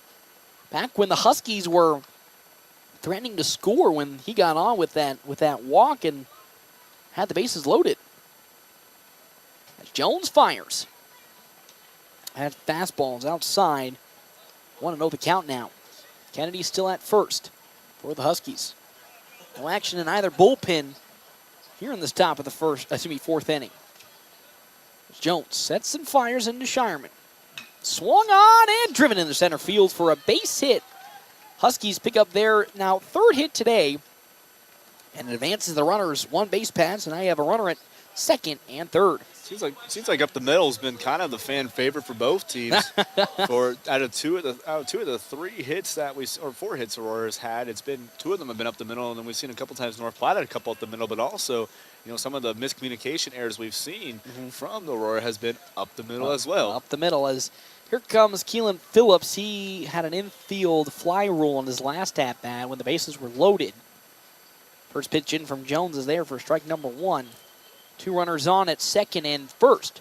That next fastball's in there, strike 2. It's already a quick 2-0 count. Jones really not letting Phillips rest. Some quick pitches coming in for Easton Jones. Looking at the first down here. He sets and fires his 0-2. Pops sky high, drifting up over towards Jackson Polk. Now on over to Hanneborg at second, and he gloves it there for out number 1, another infield fly. That's back-to-back times now. You hate to see it for him. Just made contact, but just went straight up in the air for the infield fly. Again, 2 infield Two flies now infield for flies, this time on opposite. Oh, well, thank you so much. For either side is now Parker Smith, I believe, comes up to bat. Parker Smith is their catcher today, is their new catcher. So get a little bit of a surprise there. Parker Smith taking over catching duties for the Huskies. They do have runners on the base pads at second and first. Kennedy at second and Shireman at first. For Aurora with 1 out. Jones will fire. Oh, beauty of a pitch. It's in there, strike number 1. And it's so funny, the duality of Easton Jones. You'll see a couple of pitches where they're way outside the zone, and then he'll throw one back with a beautiful, perfect fastball that you just can't even fathom the potential to swing on it. As that one's tight inside for ball number 1, right? Went right back to the fastball. It's 1-1 the count now. Yeah, a good inside pitch. Just couldn't give him the budge on that one. It was definitely a good placement to try to throw that fastball at. Just didn't get the luck on his draw. 1-1 the count with 1 down here in this top of the 4th inning. That one just around the knees and in for strike number 2. Another beautiful pitch from Easton Jones into Parker Smith. Yeah, and that was a good, just right at the knees pitch is where that one hit. So 1-2 now, 1 out. As Jones, I even got a Snickers bar. It's like a Christmas miracle here. I know, I'm popular. And just talk about who's popular. Easton Jones with that strike zone. He finds another one. That's now out number 2. Easton Jones must have had a Snickers before this game because he was hungry, and he's now back to what he was, if you remember those commercials. It's now strike number 2. Out number 2 as down goes Parker Smith looking. He looked out.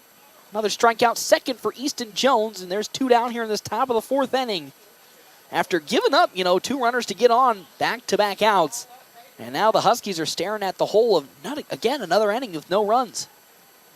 Jones has that one slowly rolled over to Jackson Polk. The throw to second to Hanneborg, and it's in time. And there it is to end the inning with a 1-2-3. And just like that, the Bulldogs still do not have anybody, don't give up a run here. It's 12-2. Only 1 hit came across for the Huskies. We're making our way to the bottom of the 4th inning. North Platte leads 12-2. We come back here, FM 98.1, AM 1410. And as always, video live streaming, NorthPlattePost.com. Family first. My dad used to tell us that all the time.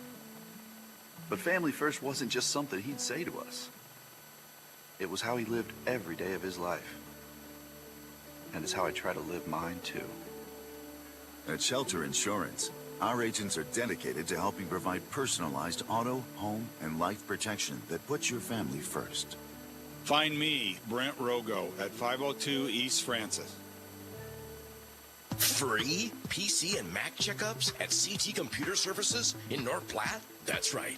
Let CT Computer Services diagnose your systems to ensure your hardware integrity, security, and overall PC Mac health are running as they should. For a free PC Mac checkup, stop in at 905 South Willow in North Platte or call 308-534-3628. CT Computer Services, your IT guys since 2005.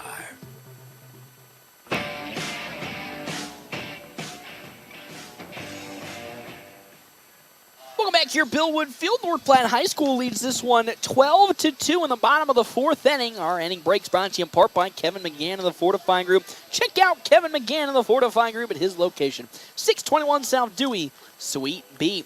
As well as our other sponsors for today's game, Dave's Place Pizza and Wings. To find out more, 1510 East 4th Street, as Jordan Yonkers now comes up to bat for the Bulldogs here. With a 12-2 lead, he'll be leading off this bottom of the fourth inning, as that pitch is high and sky high for ball number one. Yeah, 12-2 ball game here in the fourth. Just got to, for Yonkers, just put the ball in play. 1 for 2 today, grounded out in his first plate appearance, and then singled into right field in his second. It's now a 2-0 count in the senior Jordan Yonkers, and Gabe Moreno on deck, and Ty Hanneborg in the hole as that one's fouled off. Strike number one, it's 2-1 now. Yeah, just a good fastball right about the knees is where Spees hit that one, and that's probably going to be something he's going to want to target. Adds kind of a low fastball would be kind of the range he's going to want to hit, try to induce the ground ball. So Spees now with that 2-1 pitch into Yonkers, gets ready and fires. That's in there, strike number two. Good 2 bounce-back pitches from Spees, and just like that, it's 2-2 the count now to the senior Yonkers. Yeah, just back-to-back, the exact same pitch, and got it to work there. Again, it was just another fastball right about the knees, and I think that's kind of where he's been comfortable so far in his pitching outing. The 2-2 is swung on and fouled back to the new netting for still a 2-2 count. Now, that was a good change-up there. I mean, he went low that time. He decided to go with the high fastball, and a lot of times when you expect it low and you see a high fast, you kind of want to budge on it. 2-2, off speed is going to just barely lob its way into the home plate area for ball number 3. It's now 3-2 the count now to Yonkers. 3-2. Bottom of the fourth. Nobody out.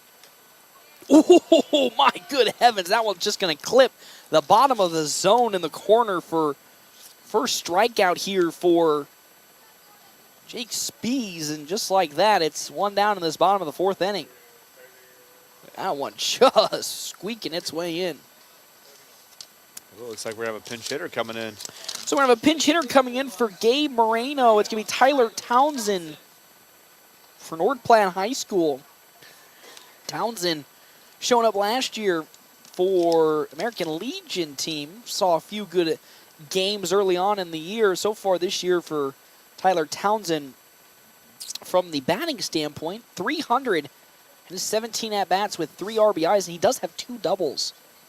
North Platte High School, he'll be facing Jake Spees, and just like that, his first pitch into Townsend's high for ball number 1.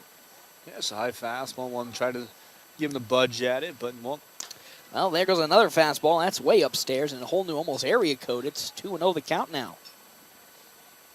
12-2, nobody on, 1 out here in this bottom of the fourth inning. Game could be over next inning if Aurora can't get a run to come across. The pitch swung on and missed by Tyler Townsend for strike number 1.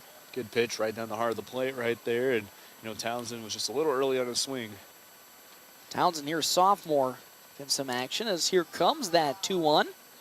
That one just barely foul tip off of Townsend's bat. It's 2-2 the count to Tyler Townsend. Should be on deck potentially. Actually, it's not going to be. It'll be Ty Hanneborg, correction. It'll be Ty Hanneborg up on deck for the Bulldogs as 2-2. Fouled once again off the bat of Tyler Townsend. And just like that. Doing a good job battling. Sure to tell you that. So good job battling there for Townsend. Still at 2-2 now as Spees will fire. Off speed. Try to go to it again, but way upstairs. There's ball 3. It's 3-2 the count now to Townsend. Pinch hitter in for Gabe Moreno. So Spees with the 3-2 count gets the sign he likes in from Peters, and now will fire it in. 3-2. That one's way. Whoa! My golly gracious! That looked way inside and way below the knees, and they're going to call that strike 3. Second straight strikeout. Boy, howdy. Don't know if I agree with that call, but now there's 2 down here in this bottom of the fourth inning. That brings up Ty Hanneborg to bat as that pitch upstairs from Spees is ball number 1. He's 1 for 2 today. He reached on an error in his first plate appearance, then bunted his way on during that massive bottom of the third inning run for the Bulldogs. 1-0. That off speed once again from Spees gets behind Hannibal. Gets 2-0 the count now. 2 down here in this bottom of the fourth. Some quick pitches coming in from Spees. He sets and fires. That one going to be outside. 3 straight pitches, 3 straight balls, 3-0 now. With Caden Jonason up on deck. 3-0 as Jack Spees gets ready and will get the sign and now deliver his 3-0 pitch. That's high upstairs, ball 4, quick 4-pitch walk, and with 2 down, Ty Hannibal is going to make his way on over to first base. Yeah, so back-to-back Ks. Well, now they're going to draw the walk, bring up your top of the order, and, you know, it was 4 straight pitches. And, you know, one thing I do find interesting about Aurora is actually the catcher's not calling the game. The head coach is calling the game. Interesting. You do see quite a bit they'll call a couple pitches, but I've been just kind of noticing the bench. He's been calling it all game. That's a pitch in. Runner goes. Behind the back is now the throw from Hannibal. That was a great throw, and they're going to get him out at second base as Ty Hannibal gets caught stealing, and that's how this inning will come to an end. It was a quick inning here for North Platte High School on their hitting side. They'll make their way to the top of the 5th in the potential last inning of play. If the Huskies can't get anything going on the offensive side, we'll see when we come back here at FM 98.1, AM 1410, and of course, video live streaming at NorthPlattePost.com. Where do you go for wings? Dave's Place. Where do you go for pizza? Dave's Place. What about cold drinks, a family atmosphere, and nightly specials? Dave's Place. Sounds like a sweep for Dave's Place. Pizza made from fresh dough, drink deals, and yes, the best pizza and wings. It's Dave's Place. Dave's Place on East 4th Street or at davesplacenp.com. Order it, carry out, DoorDash. Dave's Place. Whoop, whoop. Whether you're a weekend warrior, youth, or professional athlete, the Great Plains Health Sports Medicine Team has you covered. The team includes orthopedic surgeons, athletic trainers, and other healthcare specialists who spend their time at local high school and college sporting events, ensuring that athletes stay as injury-free as possible. In the event of an injury, the team remains committed to returning athletes to competition as quickly and safely as possible. Contact the Great Plains Health Sports Medicine Team by calling 308-568-7456.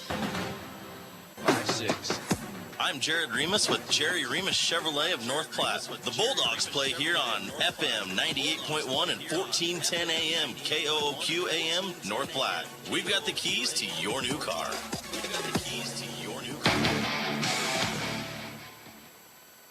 Welcome back here to Billwood Field as North Platte High School currently has a 12-2 lead in what could potentially be the last inning of play here for the Bulldogs and the Huskies. As it's 12-2, we're in run rule territory. Bulldogs just need to get out of this inning without giving up a run, and the game's over as is up to bat Keegan Cheney. He's 0 for 1 today. Our half-inning breaks are brought to you in part by Kevin McGann and the Fortifying Group. Check out Kevin McGann and the Fortifying Group at his new location, 621 South Dewey, Sweet Beat. As well as our other sponsors for today's game, Sand Hill State Bank. Most committed branded banking with locations in North Platte, Ogallala, Grand Am, and more. Head to sandhillstate.com for a full list of services and locations.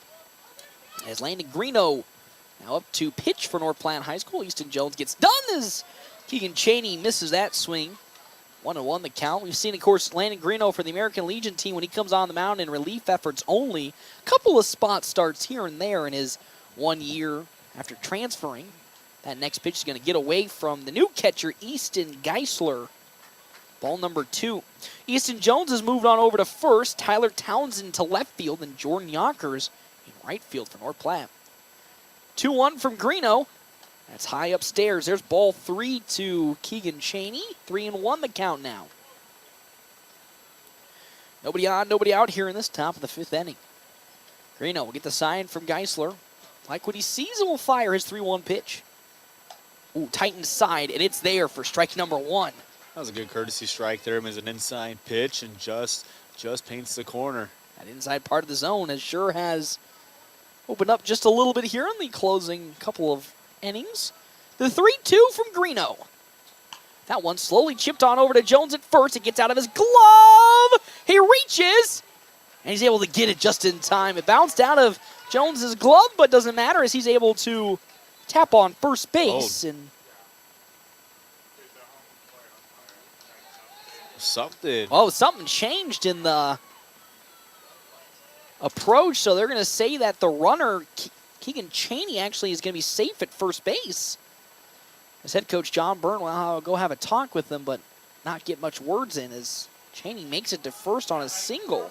I think, don't quote me, but I think he called a catcher's interference. Really? Because he pointed at the catcher right as he made contact originally. So Cheney makes his way to first, so nobody's out. For now, Dane Comer to come up to bat as that first pitch from Greeno's in there for strike number 1. Comer flew out in his first plate appearance, then struck out swinging in his second. Cheney's on over at first now for the Huskies, trying to keep this game alive here in the top of the 5th. Greeno fires. Off speed. Oh, just off the mark, barely. It's ball number 1. Good off-speed pitch, but it was one of those where it just misses the corner of the plate, but a good look and doesn't get the batter to budge. Greeno now takes a step off to take a breath, and here we go. 1-1 the count. Nobody out, top of the 5th. Runner at first being Keegan Cheney. The pitch. Now going to be picked off. Attempt as Cheney gets back. Still 1-1. Following Dane Comer, Jace Dorsey, and then Colin Stolpe. Greeno winds up and fires his 1-1. Fouled off the bat there of Dane Comer for strike number 2. It's now 1-2 the count as Greeno looks to get the final pitch in.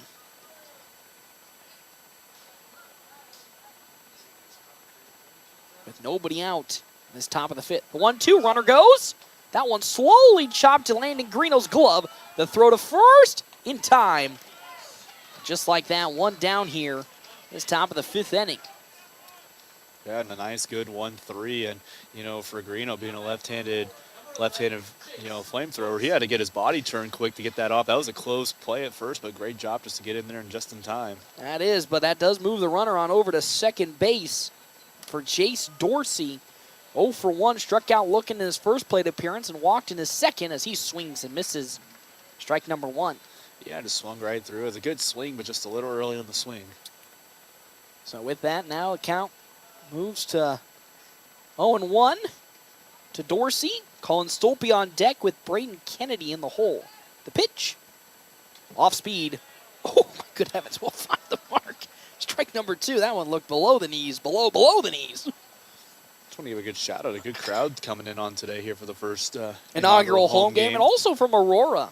Love to see teams travel out, so love to see the amount of people that come in.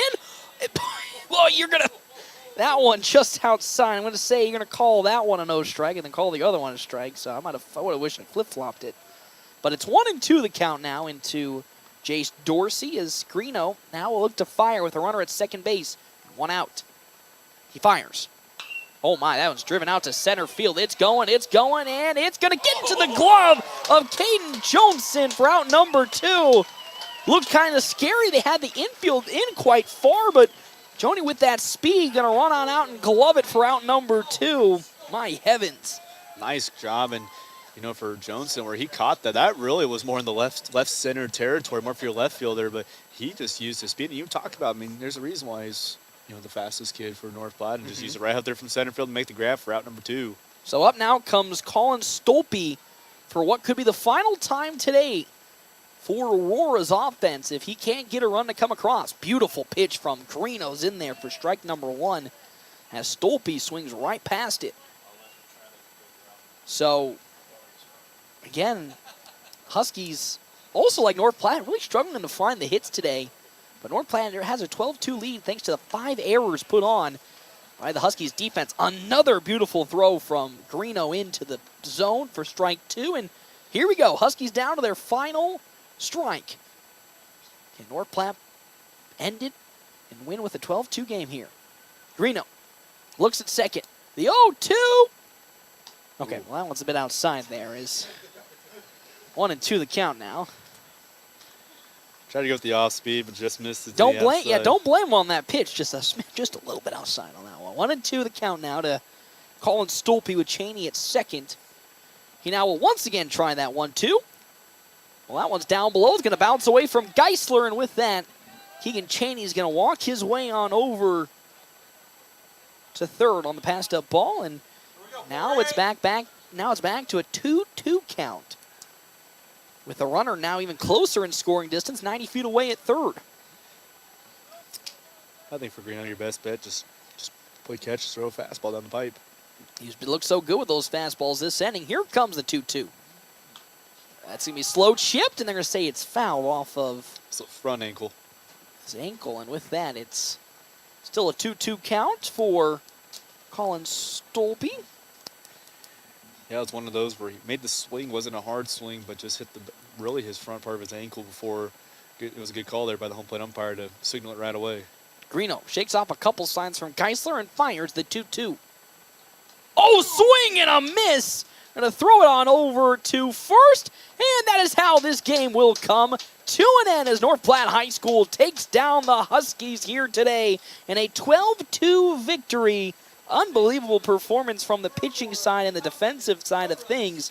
But in the end, it was the Bulldogs that come up on top 12-3 with only 6 total hits this entire game.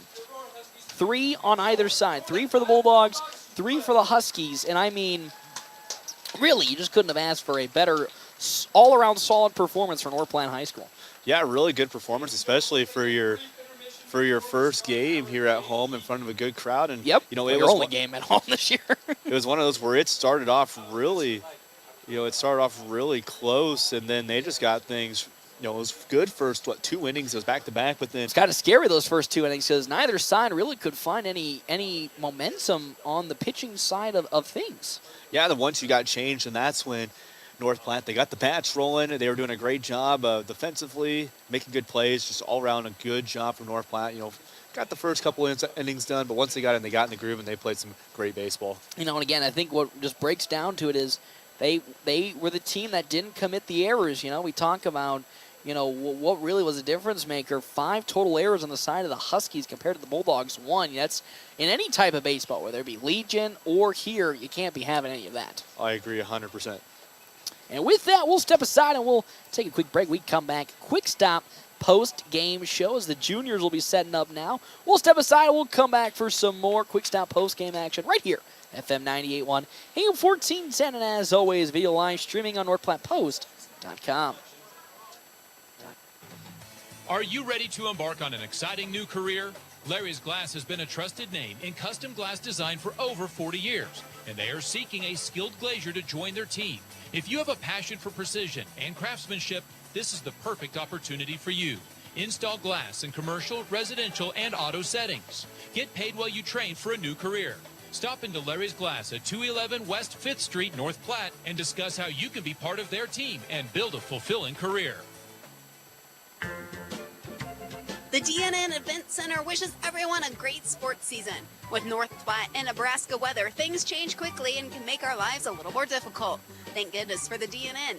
The DNN offers hourly rentals for all types of sports practices, including turf, courts, batting cages, and equipment usage. Call the DNN Event Center to schedule your team's practice times and for more league information for all sports seasons. For over 30 years in our community, for your next event, the DNN Event Center. Growing up, my parents always encouraged me to do what's right, even if it wasn't easy. I'd always hear my mother's voice say, "Do the right thing." That stuck with me. Every day, just do the right thing. That's it. The rest takes care of itself. At Shelter Insurance, we believe in doing the right thing for our customers and our communities. Find me, Brent Rogo, at 502 East Francis.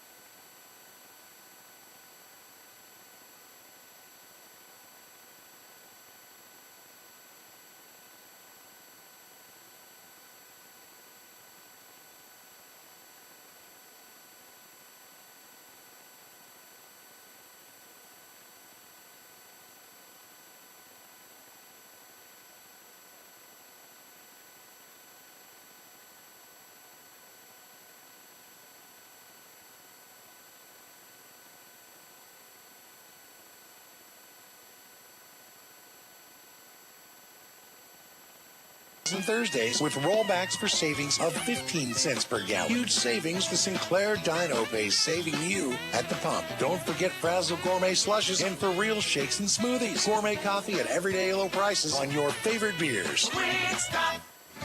Great Plains Health Orthopedics in North Platte is ready to serve you with board-certified orthopedic surgeons and a team of medical professionals who specialize in hip, knee, and shoulder joint replacements and revisions, minor to complex hand injuries, sports medicine for both the serious athlete and the weekend warrior, new and innovative operative and non-operative procedures, and work-related injuries. Same-week appointments are available. Call Great Plains Health Orthopedics today.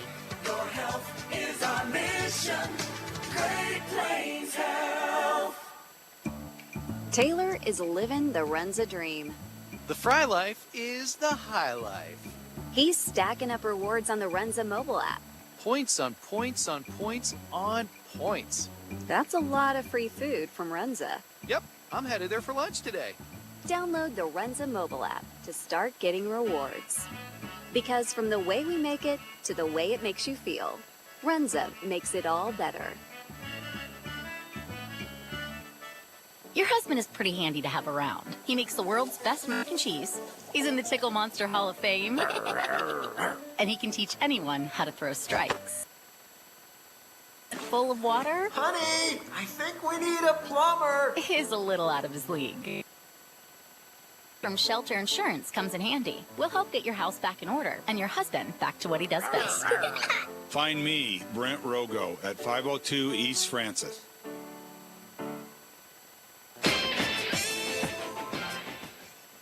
Welcome back here to Bill Wood Field, where we are in a final as North Platte High School takes down Aurora and the Huskies 12-2 in what pretty much was such an effortless game here for North Platte High School. We've seen all year how this offense can be such a scary threat for the Bulldogs, but they really didn't need to really utilize that scary offense all that much today as they take down the Huskies again. 12-2, Huskies 5 total errors on their defensive side, which really led to a whole a bunch of the runs coming in that bottom of the third. 7 to be precise came in that bottom of the third inning, and from that point on, it was just all game over. And we talked about it. The start of this game was actually pretty close. It was a 2-2 ball game. Both pitchers were, Race Morkey as well as Briggs Winfrey, were having some issues when it came to keeping the ball in the zone, really finding some momentum, and things were looking to get kind of sketchy. And then all of a sudden, things turned around, and North Platte was the one that came up on top with the more clean baseball game. Yeah, I mean, the beginning of the game, it was kind of both pitchers struggled to find a groove. You know, it was one of those where just both pitchers could not figure out the groove. I think both pitchers, their first 2 batters they saw were walks. Yeah, they were. And then once they got in the groove, they finally got things rolling. One of the big key turning points, so, you know, when it was 2-2, Aurora had a good chance, or when it was 2-0, Aurora ties it 2-2. They had a good chance to, I believe the same inning, they ended up getting out of it, only giving up 2 runs. It was like, it was another situation where there was still more chances for the Huskies and Aurora to really get things rocking and rolling and continue the scoring, but they couldn't do it. And then they had a bases loaded situation as well, and couldn't produce a run from that bases loaded situation with nobody out. Yeah, that's one of the tough things. With nobody out, you got to at least try to get one person to come across it. Just couldn't get the fall. So, you know, one of those games where Aurora to shake it off, move towards the next game. But, you know, Aurora, one thing to give them credit is they came up there and at least, you know, in the couple hits they had, they made good contact. They fought all game, and they did a great job. They didn't give up. You know, that's the thing. They still kept to their wits, and they still had some good, clean potential at bats, but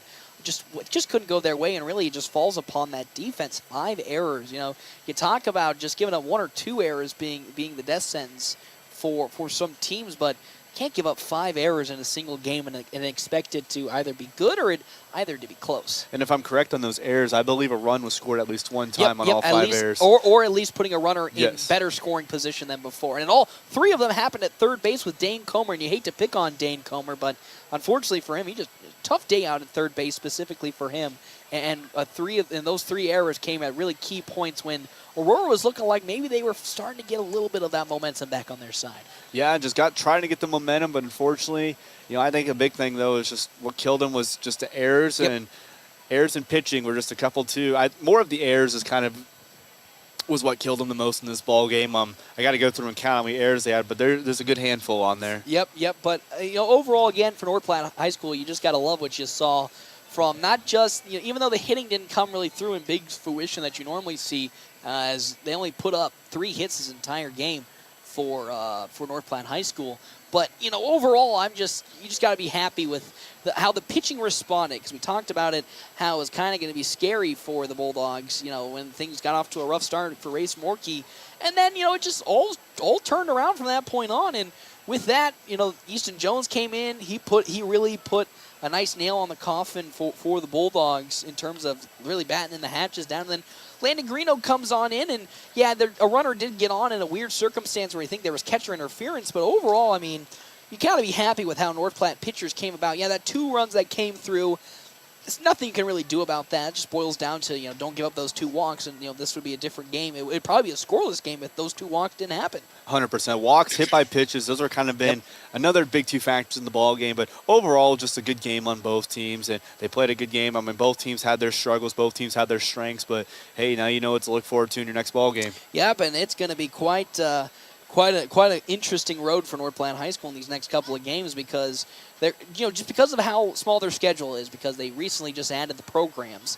They're going to have a lot of time off to really rest the arms, and I think that's what makes this team so scary, is they can just throw out fresh arms no matter what you do, because they've had a week off or so. But next week going to be a little bit different, as they'll play a doubleheader in Grand Island on Friday, and then immediately turn it around to a single game at noon in Kearney on Saturday.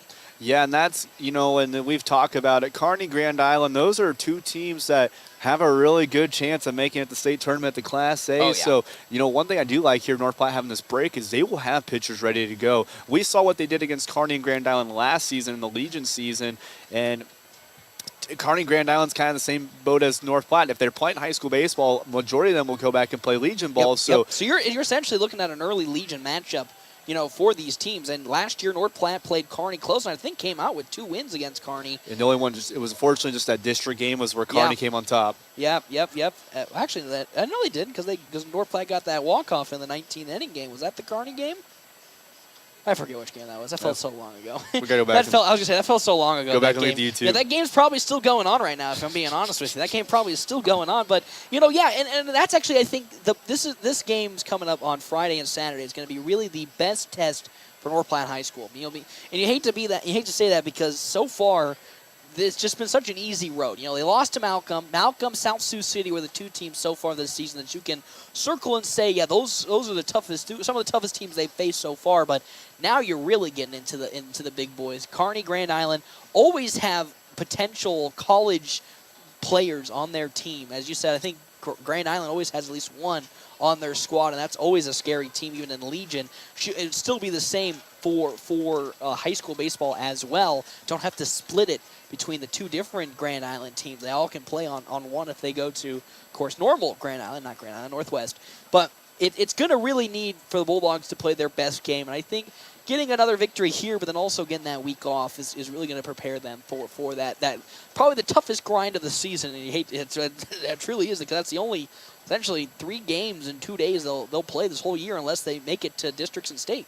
Yeah, 100%. And like I said, you got a big matchup coming up. Get this week break and get prepared yourself for Kearney, Grand Island. Haven't really been following along with Grand Island much this year. I know they've played a couple of tough teams in Class A. They've done a great job, but then also, with Kearney, you're talking about it. They do have 1 kid who is committed to UCF right now. That's right. But I do have a special guest here today. He's joining me another victorious day there for head coach John Byrne and the Bulldogs here. As Coach, we coming off of a loss here against Malcolm just on Saturday. Really one of the few games you can circle that was going to be a tough matchup. Couldn't produce any runs against the stud pitchers of Malcolm, but you guys came back and I thought really got right back to where you left off and put up a strong performance, specifically on the defensive side, where it felt like, unfortunately for Aurora, they're just airing the ball off left and right. Right. Well, first of all, Malcolm was a great team. Yeah. What a great environment. 2 good teams going at each other.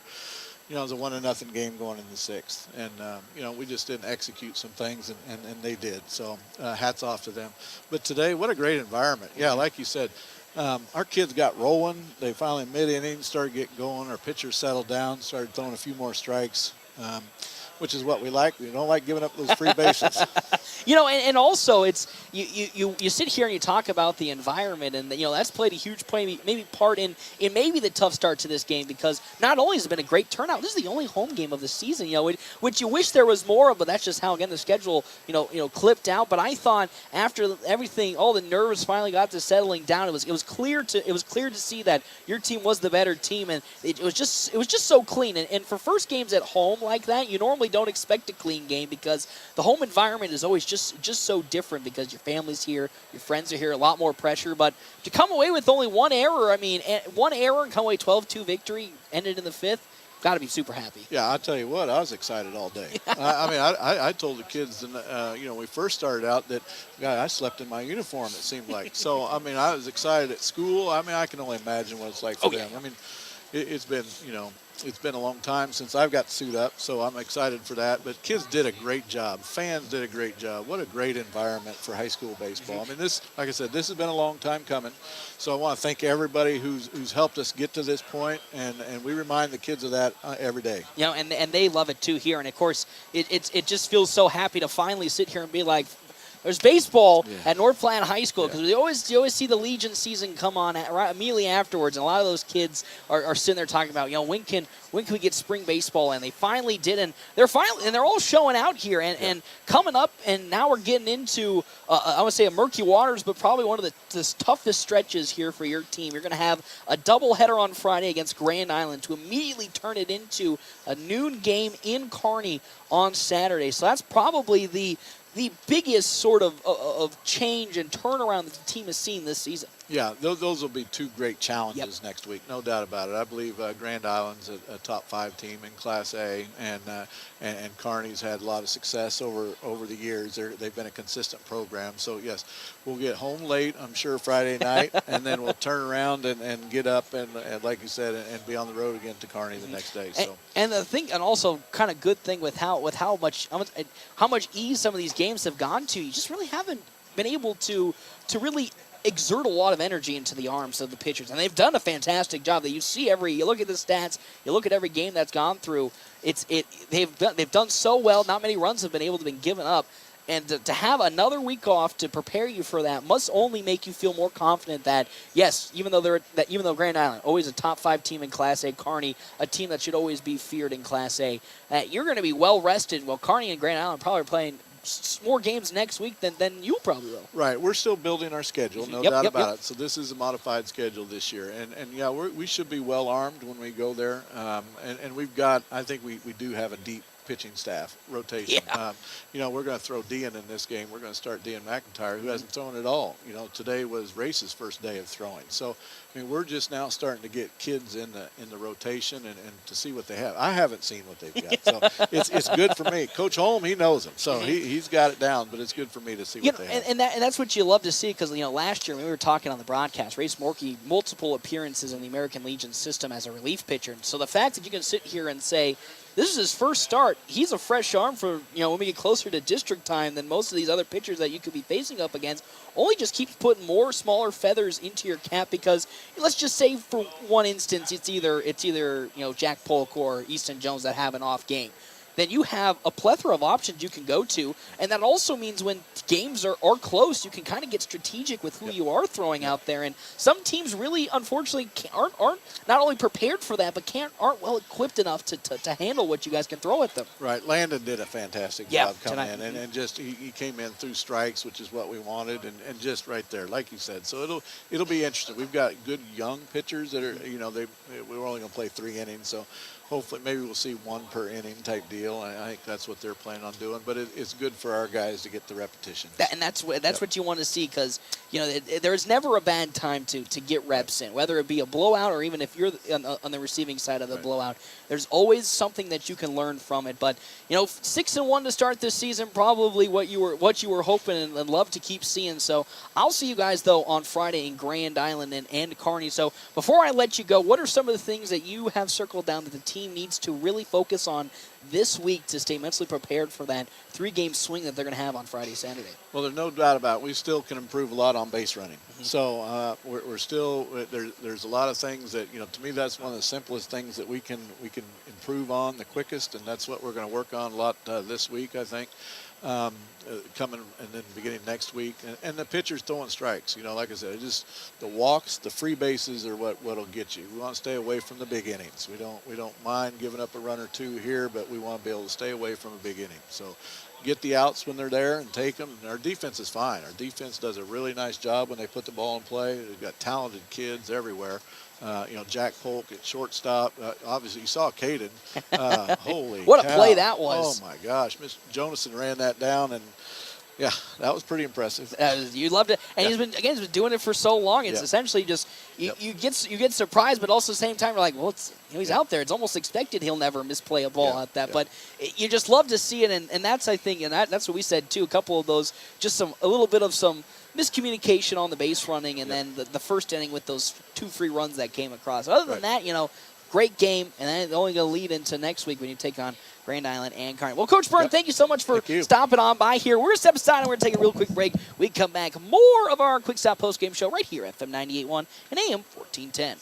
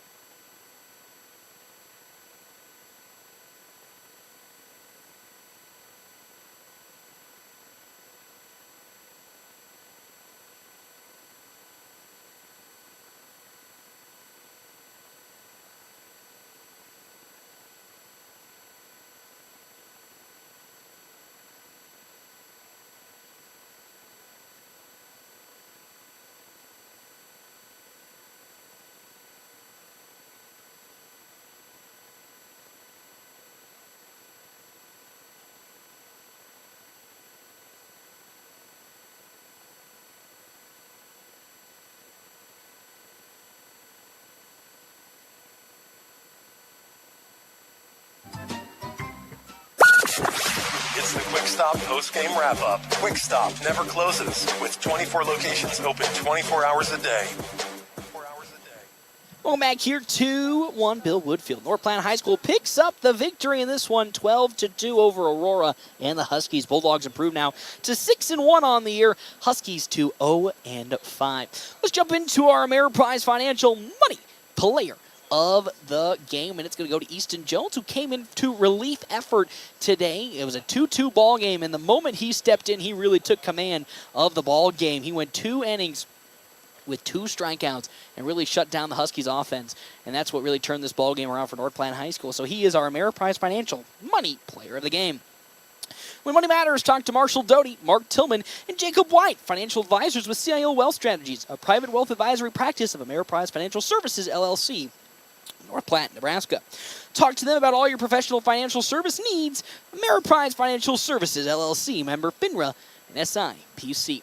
Well, that'll do it here for me today. Bulldogs win 12-2 in about 5-inning game. I'll see you all on Friday for the Grand Island doubleheader in Grand Island, and then also on Saturday when North Platte High School takes on Kearney. Right here, FM 98.1, AM 1410, and as always, video live streaming on NorthPlattePost.com. North Platte Public Schools prepares all students to be productive, responsible citizens in a safe, caring, supporting learning environment with caring staff, engaging curriculum, clean facilities, and updated technology, you can rely on our schools giving your child the tools they need for a successful future. For more information, including enrollment and career opportunities, visit nppsd.org.